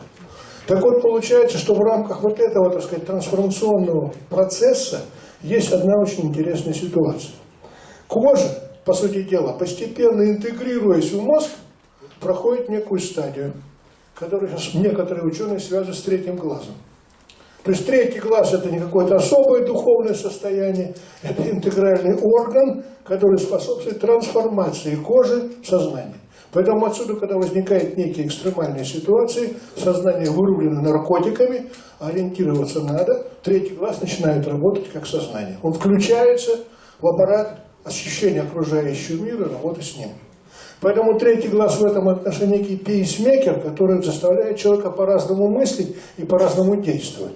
И вот тут возникает интересная ситуация. Дело в том, что у человека на уровне кожного восприятия формируется не образ окружающего мира, мы это фантазийно придумываем, там всякие атомы, молекулы и прочие вещи.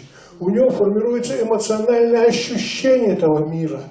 Ну, грубо говоря, чувство страха, чувство радости, чувство там довольствия и многие прочие вещи. И эти образы нельзя собрать в стул, в стол, в предмет, там, в вещь, в компьютер и тем более в атом. После того, как эти эмоции появились, ребенок начинает только тогда действовать своим телом, только тогда действовать своими мышцами, чтобы, так сказать, называются эти эмоции как бы обобщить и перевести в категорию предметного мировосприятия. Таким образом, получается так, что как человек собрал эмоции, так он окружающий мир воспринимает. Это очень принципиальная позиция.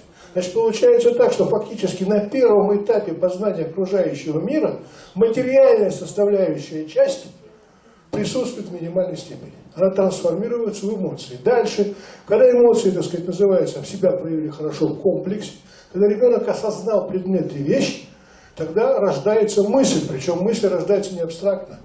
По современным данным науки мысль материальна, под ней есть носитель, как под электрическим током в проводах. Значит, получается, что эмоциональный, так сказать, называется образ, передает на материальный объект сначала не структуру, да, информационную составляющую часть, которая потом во взаимодействии ребенка с окружающим миром постепенно превращается в вещь, в предмет. Предмет начинает иметь много граней своего проявления, и оттуда рождается символ. И вот когда родился символ, возникает физика, химия, математика, все, что хотите. До этого ребенок не может мыслить абстрактно. А раз он не может мыслить абстрактно, очень трудно представить себе, что именно мысль, как таковая, будет главной в его воспитании. Она присутствует потом. Значит, получается, что какие-то хорошие ходы есть в нашей науке, есть в нашей практике и цитологической, так сказать, и психологической, которые, конечно, требуют обобщения, конечно, требует сближения с этой концепцией. Поэтому вот этот разрыв, который вы правильно совершенно отметили, первый со вторым, он требует заполнения. Такой как раз предмет, как его заполнить, чем его заполнить, да? Это предмет опять нашего синклита. Это опять предмет обмена мнениями. Поэтому здесь очень опасно уходить в крайности. Очень опасно отождествлять какой-то свою собственную идею с каким-то конкретным объектом, действием, так сказать, или так далее. Все идет постепенно, перманентно и долго. Сложный вопрос. Не будем сегодня его обсуждать, но тем не менее думать о нем надо. Ну, теперь следующий доклад, который у нас замечательный и интересный по своей сути, это Афанасий Алексеевич Николаев. Мы его просим сюда. Он нам очень интересно расскажет. Он сам кандидат исторических наук, серьезная фигура, молодец, выше многих из нас здесь, он хороший человек. Поэтому послушаем его внимательно, зададим вопросы, если они возникнут спонтанно, ну а потом вам уже, так сказать, дальше какие-то вещи говорить, которые вы хотели сделать после вашего выступления. Чтобы я, так сказать, не прерывал вашу речь. Договорились? Спасибо.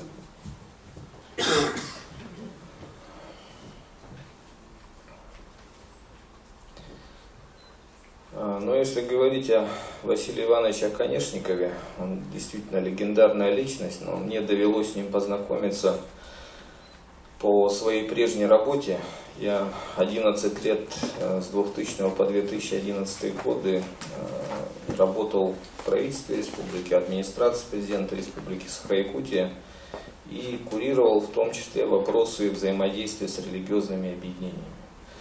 Вы сами свидетели того, что происходило в России последние 25 лет с момента распада СССР. Вот те же процессы происходили и у нас в Якутии. Очень много разных религиозных организаций, увлечения оккультными разными знаниями.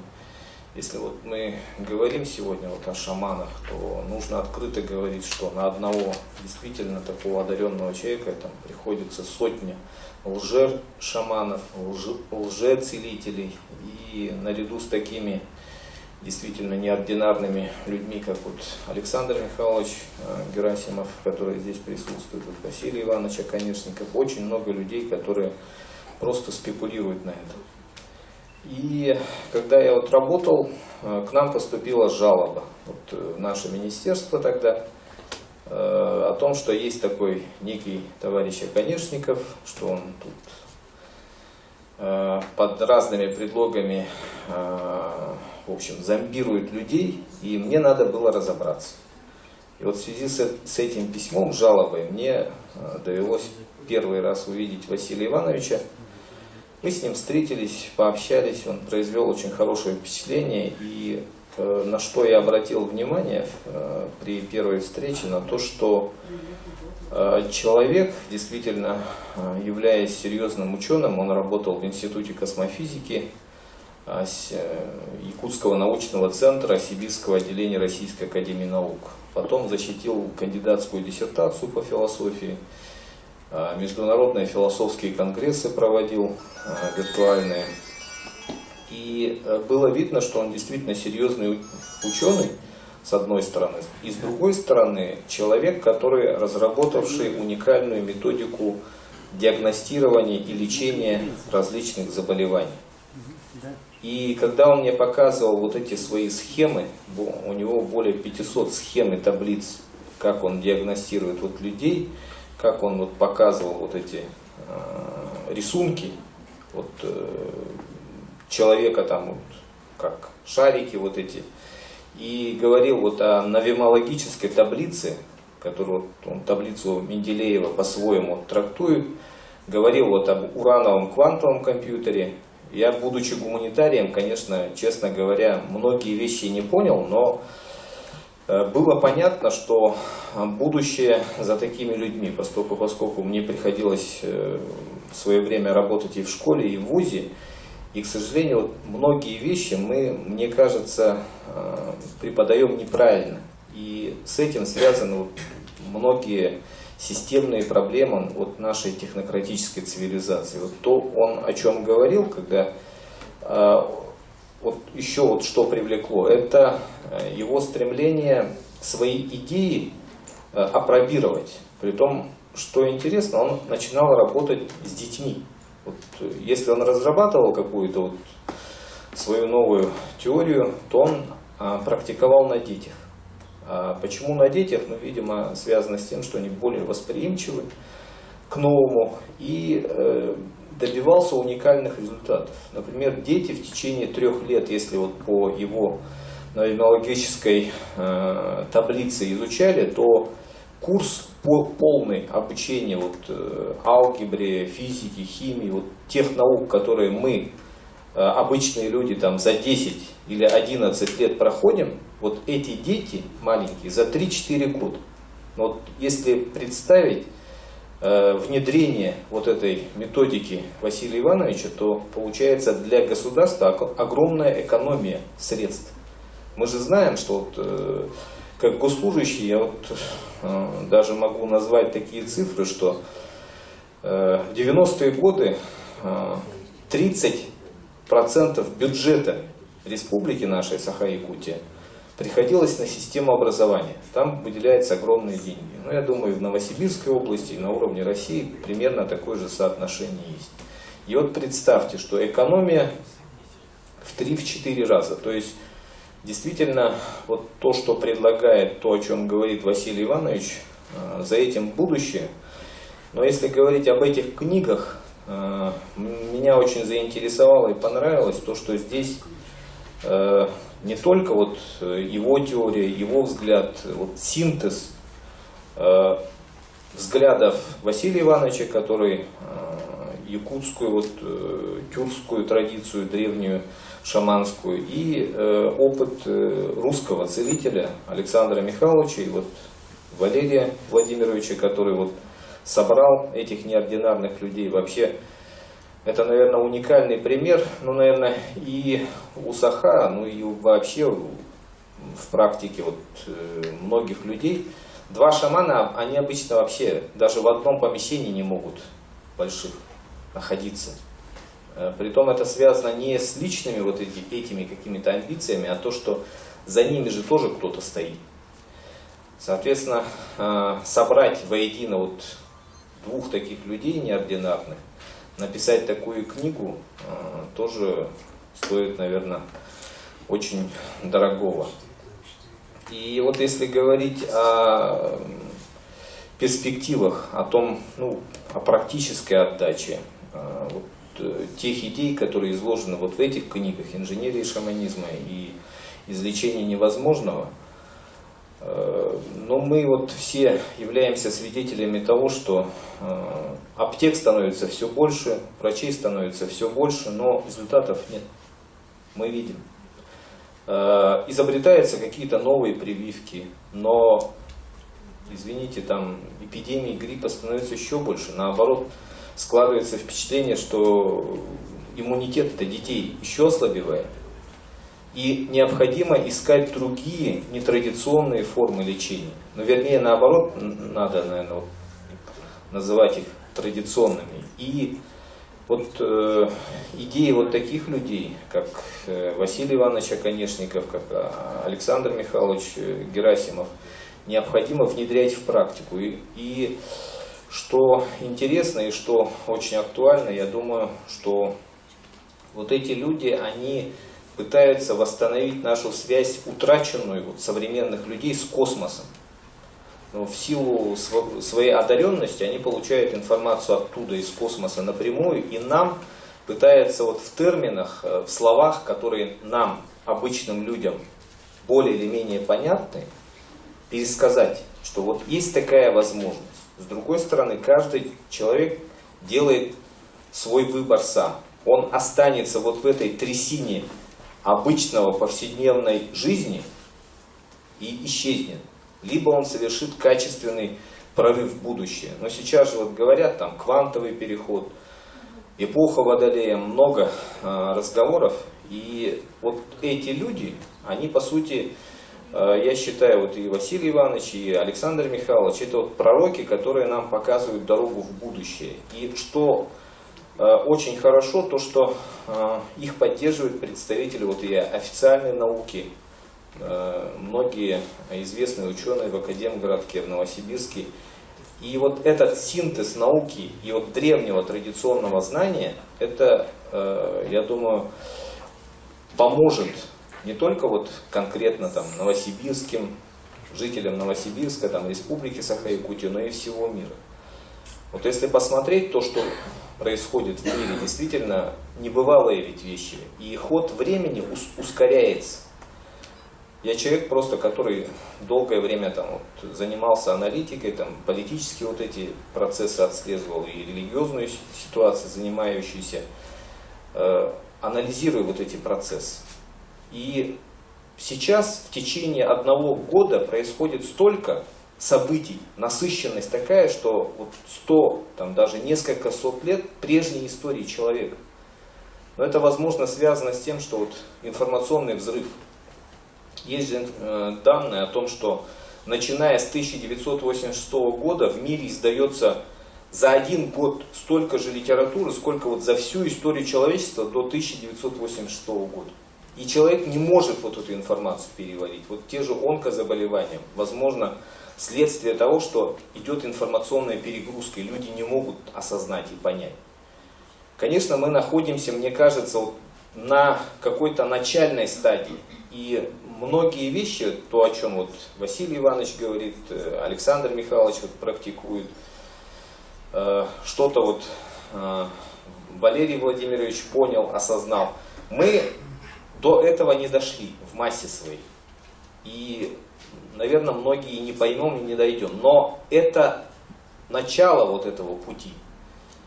Вот тот же Конфуций, ведь знаменитые высказывания, вы, наверное, все знаете, что дорога в 1000 ли начинается с первого шага. И вот эти люди, они как первопроходцы, они делают первый шаг и показывают дорогу в будущее к нам.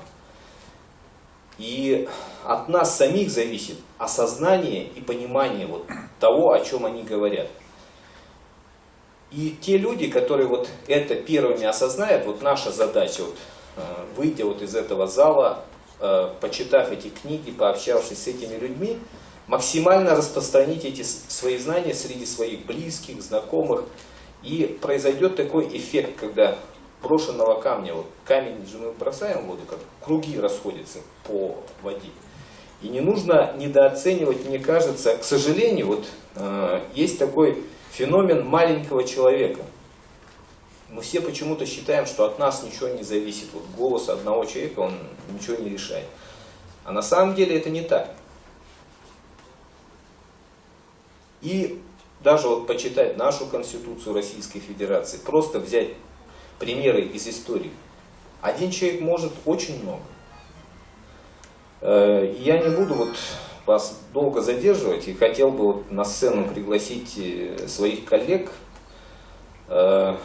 Тупсану, культуролога Алкощип, которая проводила церемонию, Светлану Семеновну Неустроеву. Они покажут вам небольшое такое попурри из вот как раз нашего якутского эпоса Аланхо, с тем, чтобы немножко и разгрузить и как-то перевести в немножко русло нашу дискуссию. Спасибо. Спасибо вам большое. Спасибо за такое хорошее дополнение к тому, что мы слышали.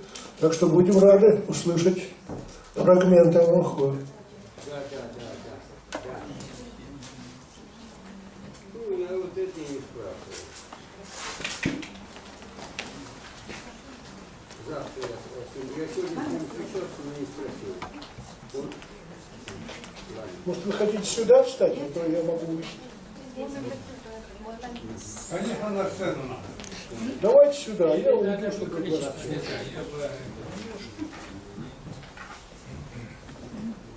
Да кран выключите, ребят. Да, все, встречаетесь.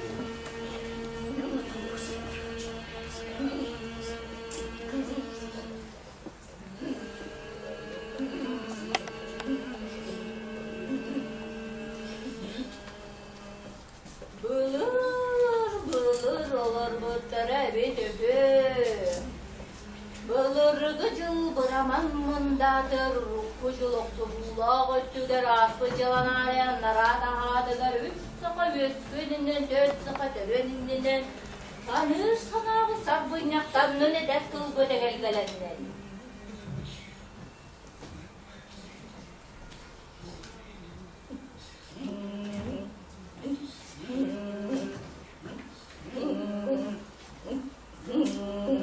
Sarı sarıda sargı sandarın cereyde tüyler çoyup darıdılar bağırırlar.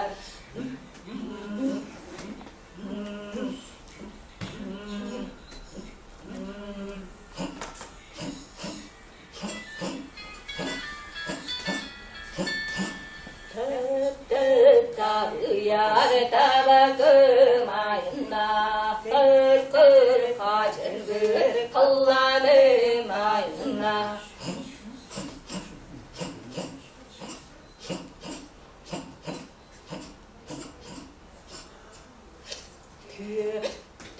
Kümmetek bıt kıla sotun kümmetek bıt sıla sotun.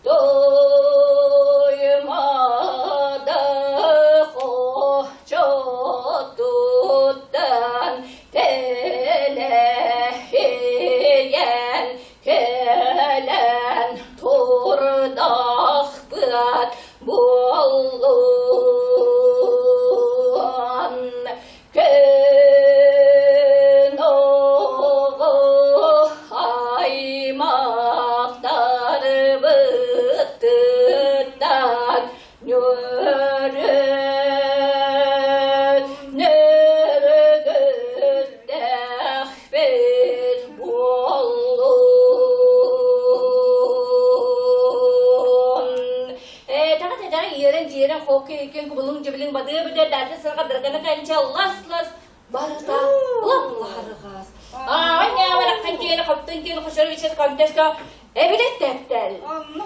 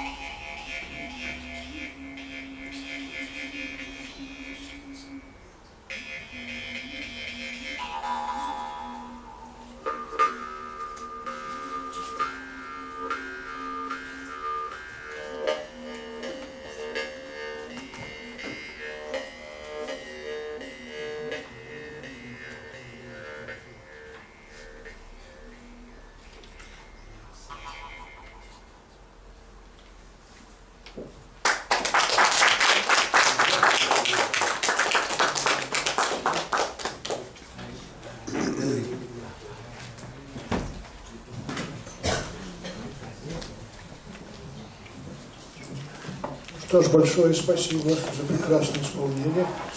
Мы попали, сейчас, секундочку, попали в такое космическое пространство, в котором вместе с вами побывали. Это очень приятно. И у нас тут есть еще одно выступление. Пожалуйста.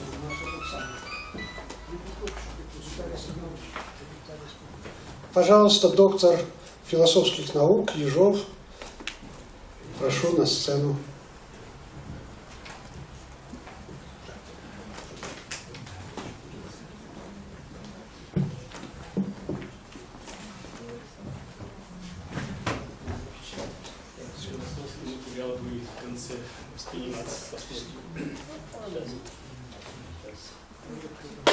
В современной культуре есть актуальная проблема, взаимосвязь традиционной культуры и современных инноваций. Поэтому с позиции философско-эстетического подхода я попытаюсь обосновать некоторый аспект этой проблемы.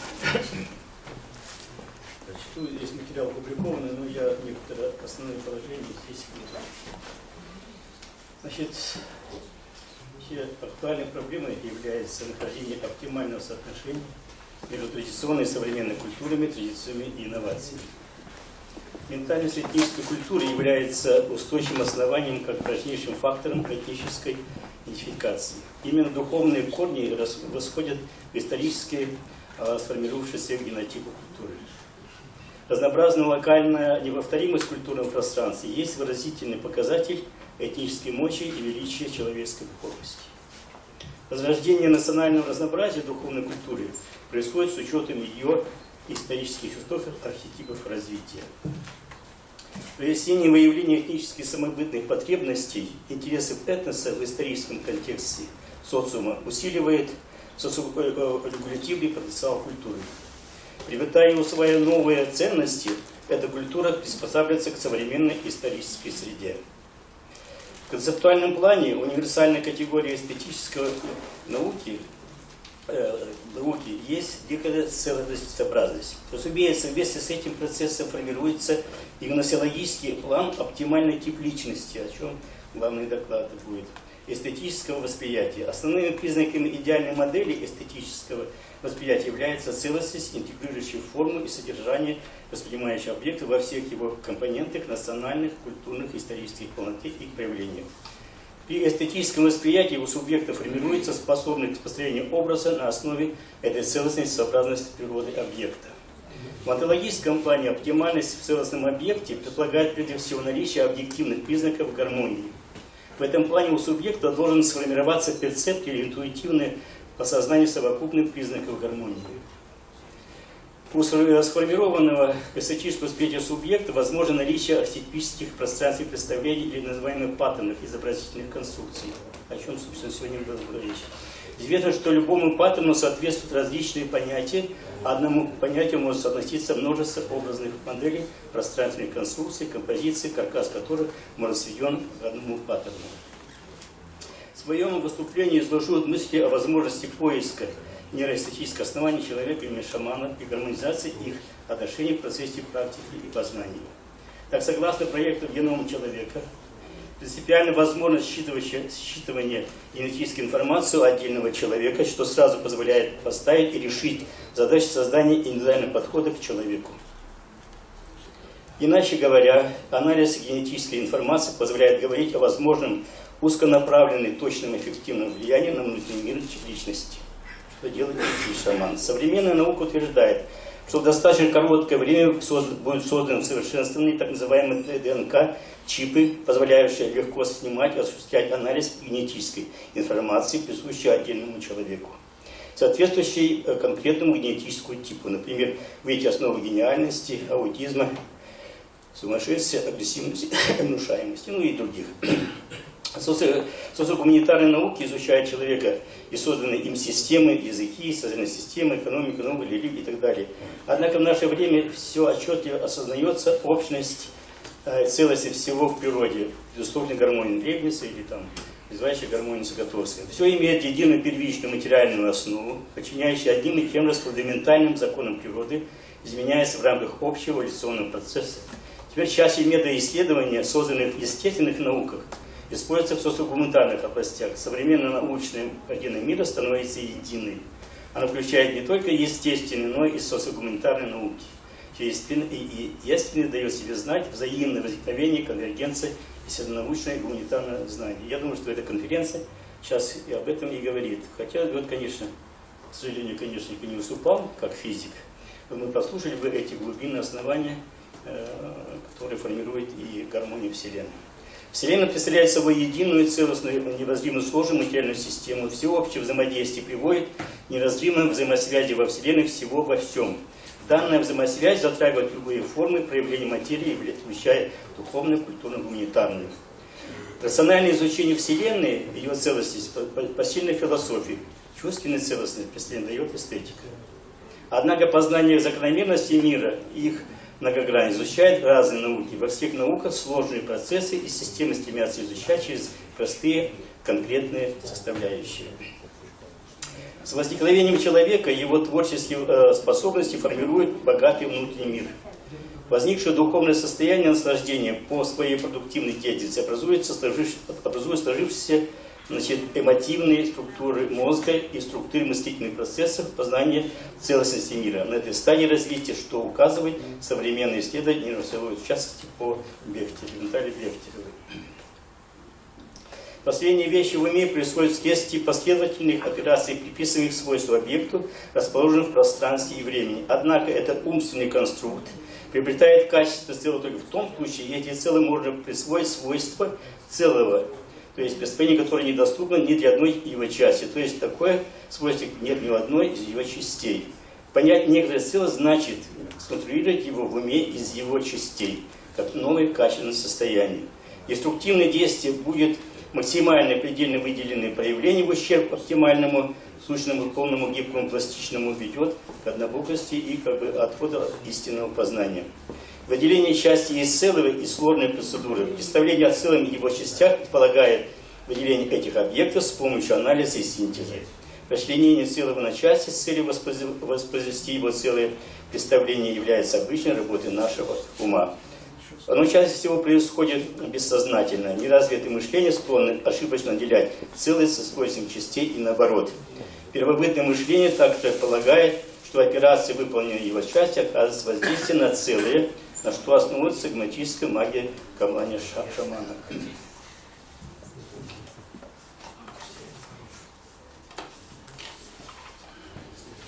Пропускаем побольше.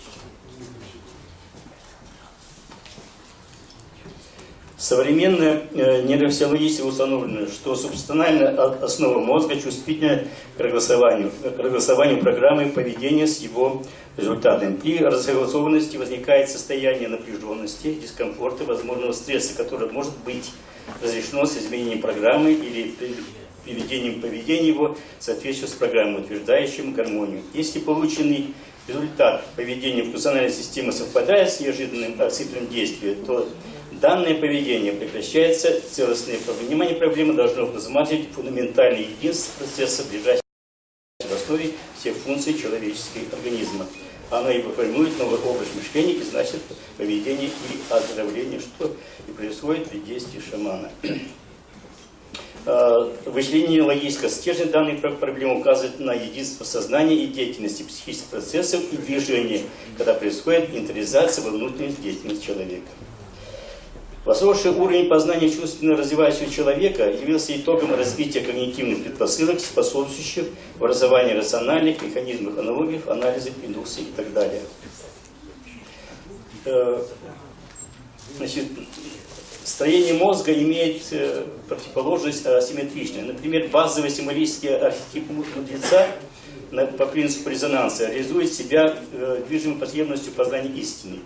А архетип юнговский художник тяготеет к гармоничностью и озаряющему через чувство красоты. Это особенность восприятия. То есть феномен культурных актов можно проследить в образах и мифах, различных формах, мифов, сказках многочисленных народов мира. На биологическом уровне передача информации называется сигнальной наследственностью, а на социальной традицией. Целостная система человеческой психики при обработке информации способна удовлетворить любые потребности человеческой деятельности. Преобразование деятельности неизменно ведет к перестройке ансамблей мозговых процессов на физиологическом уровне. И заканчивая вкратце разговор, скажем, что таким образом родоисторические врожденные механизмы чувствительности человека, в частности гиперчувственность у шамана, его начальной социальной практики, ориентированы на движение, на адекватность телесных условий внешнего мира, что приводит к возможности действия, оздоровляющих действий на пациента, с которым он работает. Поэтому в перспективе развития мы видим, что подсознательное восприятие при подкорковом предъявлении влияет на последующий эффективный выбор, но не сказывается на распознавании. И напротив, сознательное восприятие при над порогом предъявления влияет на распознавание, не отражаясь на эффективной оценке. То есть при определенном воздействии рационального мы видим, что человек может тяготеть к познанию через интуицию истине, а художник стремится к красоте восприятия. Но такая асимметрия эстетического выбора соответствует на уровне конкретной личности, любопытству или консерватизму, чертами, вызывающими внутренний конфликт, зависящий от деятельности объекта. Иногда это проявляется в виде или погони за модом, или привязанности к традициям. Такой крайностям, когда проявляются глубинные юнговские архетипы. Ну так вкратце я изложил некоторые положения. Чтобы не утомлять аудиторию философским размышлением. Во-первых, вы их не утомили, а вы вдохновили, я так считаю. Конечно, поэтому нам надо сомневаться в собственных материалах. Так что все было хорошо. Есть ли вопросы срочного характера? Где можно почитать доклад? В нашем... Полностью. Да, сборники казачьих освещений. Да, он сейчас... Первый номер 15-го года. Подождите, мы пару читать, я запишу. Я комментарий изложил, поэтому как-то, наверное, сложно воспринять. Да. Можно прям? Да, пожалуйста, да. Так, первый номер 15-го года, сборник казначейские чтения, там полностью дана статья. Казначейские чтения. Первый номер, 15 год. Значит, это сборник докладов Академии, он уже 20 лет выпускается, его можно посмотреть в интернете на сайте Академии. Сайт, очень простой адрес, запишите, латинскими буквами slavzso. slavzso.ru. И там полностью с 2004 года все сборники есть, все статьи. Кстати, вот сейчас готовится второй номер за 2016 год, и все материалы этой конференции будут в том сборнике. В том числе вот Дмитриев подготовил тоже новую статью, тоже будет в том сборнике статья. Спасибо большое. Значит, я так понял, вопросов нету. Значит, ну что же, мой хороший, было хорошее сообщение, философское, правильное, которое попыталось нам с вами объяснить связку между эмоциональным подкорковым миром человека и его интеллектуальной деятельностью. Да, там есть определенные истины, которые надо учитывать, которым надо следовать. И это, думаю, обогащает наши с вами поиски научные в разных направлениях. Так что потом получается так, что мы как бы, хоть несмотря на то, что докладов было не так много, постарались со всех сторон посмотреть изложение нашего, так сказать, замечательного Коняшникова, его концепцию, дать оценку этой концепции в разных интерпретациях, ну и прийти к неким новым выводам о том, как, так сказать, надо действовать нам в нашей текущей ситуации, пытаясь ее глубоко познавать. Если мы добавим то, о чем, так сказать, говорили наши докладчики, тем, что, так сказать, я и вам тут комментировал немножко, то я думаю, что все станет на свои места, и постепенно в головке, я думаю, к лету, может быть, даже и хорошо, оно уложится в некую систему. Так что самое главное не бояться этого текста. Вот многие начинают читать о Коняшниках и сразу пугаются. Как только дело доходит до математики, там, конечно, волосы шевелятся, понятная ситуация. Но это надо преодолевать. Это называется воля к тому, чтобы понять материалы, изложенные в этой книге. Действительно, там много интересного, там много хорошего, там много замечательных идей. Во второй книге, обращаю ваше внимание, я уже Валерий Владимирович Ромов об этом говорил, есть прекрасная последняя глава, потому что последние главы как-то не очень хорошо читаются, которая дает нам саму информацию о том, что, оказывается, долго-то жить человеку в бессмертии не совсем хорошо. Он будет не знать, что с собой делать. Ну, бессмертная жизнь есть, а какой мотив этой жизни, куда двигаться дальше, он этого не знает. Поэтому возникает вопрос такой своеобразный. Надо какой-то ввести баланс, какой-то надо индикатор ввести, какой-то новый мотив и цель, чтобы человек, дожив, так сказать, до серьезного возраста, приобретя способности быть бессмертным, грубо говоря, все-таки дальше вдохновлял себя. Тут есть много интересных законов, тут есть много законов популяции, которые описаны в литературе. Вот. И часто есть такая довольно интересная вещь. У долгожительства есть один подводный камень. По данным литературы, чем больше людей долгожителей, тем меньше детей. Так что поэтому нация должна выбирать для себя, куда двигаться. Либо долгожительство минимизирует количество членов, либо, называется, оставаться при своем интересе, да, просто разнообразие своей жизни, укрепляя во всех отношениях. Поэтому эти вопросы, они очень интересные вопросы, они возникают, если мы читаем с вами тексты наших замечательных авторов неформально, не с позиции там, критики, там, попытки найти в них какие-то ситуации, а в попытке найти для себя некие новые части, требующие размышления, требующие обсуждения с самим собой, даже лишний раз пойти в библиотеку, не важно, так сказать, важно это интересно. Это будет здорово. И поэтому в этом отношении, так сказать, возникает еще одна проблема, которая тут в записке была отражена, которая, я так сказать, понял, что это ко мне записка в большей степени, так что если я неправильно понял, прошу прощения. Это о том, а как вообще наши власти, наш Владимир Владимирович Путин и наш иерарх церковный относятся к этим разработкам, вот, которые мы сегодня обсуждали. Конечно, страшновато маленько, да? Все-таки материал нестандартный, большой и прочие вещи. Ну, что делать? Приходится с этим мириться, но твердо знать, что церковь до сих пор категорически против любых изучений шаманизма. Она считает это до сих пор анафемой, она с этим активно борется, и поэтому вступать с ней в полемику о том, что важнее, значит, Иисус Христос в их понимании, так сказать, или то, что мы вкладываем сейчас, пока это неправильно. Кроме, так сказать, неких лишних вопросов, некой лишней, так сказать, называется, суеты, ничего не будет. Наша сила в аргументах. Вот когда мы нашли аргумент, доказательный аргумент, показали его, так сказать, людям, да еще более того, проверили его на практике, он себя зарекомендовал.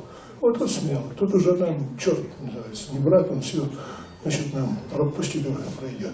Так что поэтому в этом отношении, да, церковь надо понимать, правильно с ней взаимодействовать, но пока не дразнить, называется, крестной тряпкой быка. Это, так сказать, первый мой совет. То, что касается нашего замечательного правительства, вот тут, мои хорошие, мы переходим к такой сложной, большой политике. Я не хочу опуститься до уровня, так сказать, обсуждения того, что мы тут делаем. Но, как вы видите, в стране есть два феномена, которые, по сути дела, серьезно задают вопрос. Вообще надо нам, так сказать, какой-то глубоко вникать на уровне, так сказать, просто индивидуального прочтения. Первый феномен. Мы единственная страна в мире, у которой, несмотря на то, что цены на нефть падают, цены на бензин растут. Вот этот феномен, который никому не известен. Откуда он берется? Если мы начинаем его раскручивать, то вот там возникает огромное количество подробностей, почему-то получается. Это первое. И вторая ситуация довольно интересная в нашей, так сказать, федеральной службе во всех ситуациях. Дело в том, что есть такая проблема, которую поднял наш академик Владимир Казначеев, где-то еще лет 10-15 тому назад. Он в своей книге даже это опубликовал, в нескольких даже книгах об этом говорил. Он сказал так, что когда мы относимся к народу, то должны сразу понимать, что в практике взаимодействия с ним есть два балансирующих, называется, отдела. Первое – человекопотребление и человекопроизводство. Так вот, человекопотребление является хребтом нашей экономики. И начиная с 2017 года, даже раньше, наша страна идет по этому пути.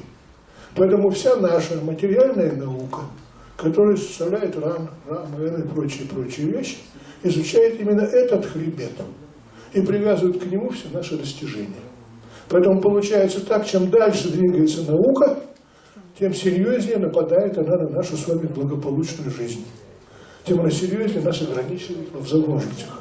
Ну, возьмите, цены поднимаются, да, вроде как нам дают дотацию, пенсионерам особенно, потом через несколько месяцев оказывается, что она фикция, все, да, так сказать, ничего с ней не сделаешь. Значит, это уже о многом говорит, и поэтому получается так, что когда мы пытаемся сравнивать политику государства с человекопотреблением, человекопроизводством, то тут есть явная недоработка. Потребление отрабатывается на 100% в разных формах бытия, в основном счет населения, а проблема вторая, она никак не решается до конца, кроме как общих разговоров и посылов. Поэтому нашим экономистам предстоит серьезная борьба, с ними эта операция будут, против того, чтобы этого, так сказать, как бы никто не знал. Человекопроизводство – это как раз есть народовые отпуски, сидеть с больным ребенком, пенсионеров хорошо обслуживать, давать сделать так, чтобы условия на производстве были оптимальные, многое другое. Там есть огромное количество параметров, и кому это интересно, я рекомендую в нашей книге академика Казначеева, и, собственно, Казначеевские чтения почитать. Там очень много об этом говорится. Так вот, получается так, что фактически боязнь наша с вами на уровне правительства, второй вариант, она связана с тем, что мы как бы немножко лежим в стороне от общего, так сказать, направления развития страны, никак не доказывая то, что наиболее актуально и значимо для нас с вами, что человек производство, но не потребление. Как только мы до этого докажем, а это будет очень интересная веха, потому что стоит только у нас получать зарплату, ту, которую мы получаем, так сказать, аналогичными профессиональными действиями за рубежом, как многие вопросы решаются. А так как у нас она до сих пор остается примерно на уровне 12-15% от стоимости потребительской и никак не меняется, хотя во Франции, в Германии это 60-70%, то что мы можем с вами говорить о каком-то благополучии? Нет, делая шаг вперед в этом отношении, мы теряем своих собственных комфортных условий бытия.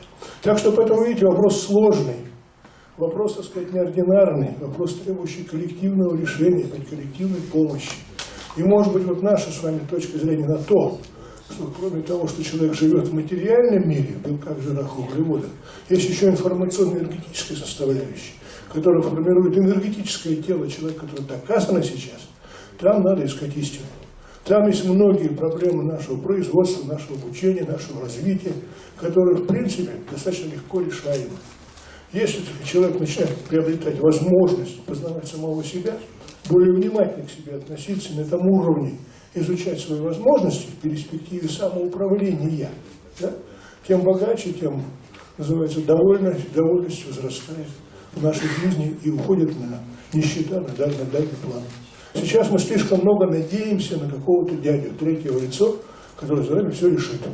И нас он полечит, нам он даст денежки в пенсии, нас он устроит на работу, но это далеко не так.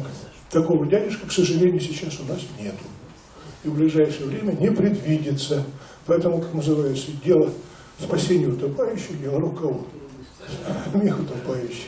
Вот надо просто это понять, но не в таком депрессивном тоне, не депрессивном варианте, а именно в созидательном, оптимистическом варианте, что надо работать с собой. И вот те вещи, о которых мы сегодня с вами говорим, те вещи, которые мы решаем, они в целом помогают нам наступить на свою собственную душу, на свое собственное сознание и найти путь к дальнейшему гармоничному саморазвитию. Поэтому давайте будем изучать эту проблему, будем опираться на проблему человекопотребления, будем включать в наше рассуждение не только материальные взаимоотношения в мире, но и энергоинформационные. Я думаю, в этом отношении скоро продвинемся вперед. Ну вот, наверное, другого, так сказать, я тут вам пожелать не могу, не имею права, у нас нет времени на это все. Но подумайте об этом, это очень хороший вопрос. Но как теперь другие вопросы появились к нашим докладчикам или нет? Не появились? Ну что ж, спасибо всем большое. Мы хороший аккорд. Хороший аккорд нам сейчас наш, сегодня как называется это? Нет, не хамус, я хочу по-другому сказать, не орган. У нас праздник вокруг тебя идет, да? Значит, как это называется? Юбиляр. О, юбиляр. Юбиляр сделает хороший финал. Так что слушаем его внимательно. Замечательно. Я сыграю на этом удивительном, уникальном инструменте, который принадлежит практически всем народам мира. И в Якутске есть музей органов, где собраны все мыслимые и немыслимые инструменты. Даже один из них летал в космос. На Руси сохранилось слово «сварганить», которое вы все прекрасно знаете. Сварганить, значит, обратиться к Богу неба, Сварогу, для того, чтобы Он благословил сделать на земле что-то очень важное.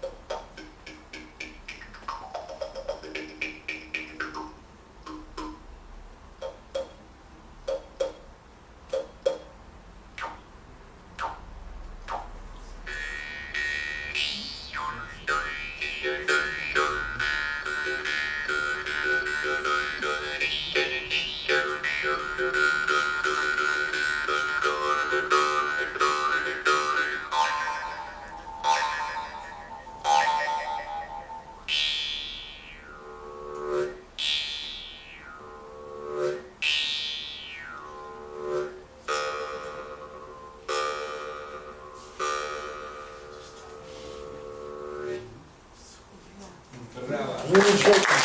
Сегодня заставляемся космические мелодии. Решите вас поблагодарить, что вы сегодня присутствуете здесь, что у вас было много терпения выслушать наши доклады, за те вопросы, которые вы задавали, и за те мысли, которые у вас рождали наши докладчики. Большое всем спасибо. До свидания. До новых встреч.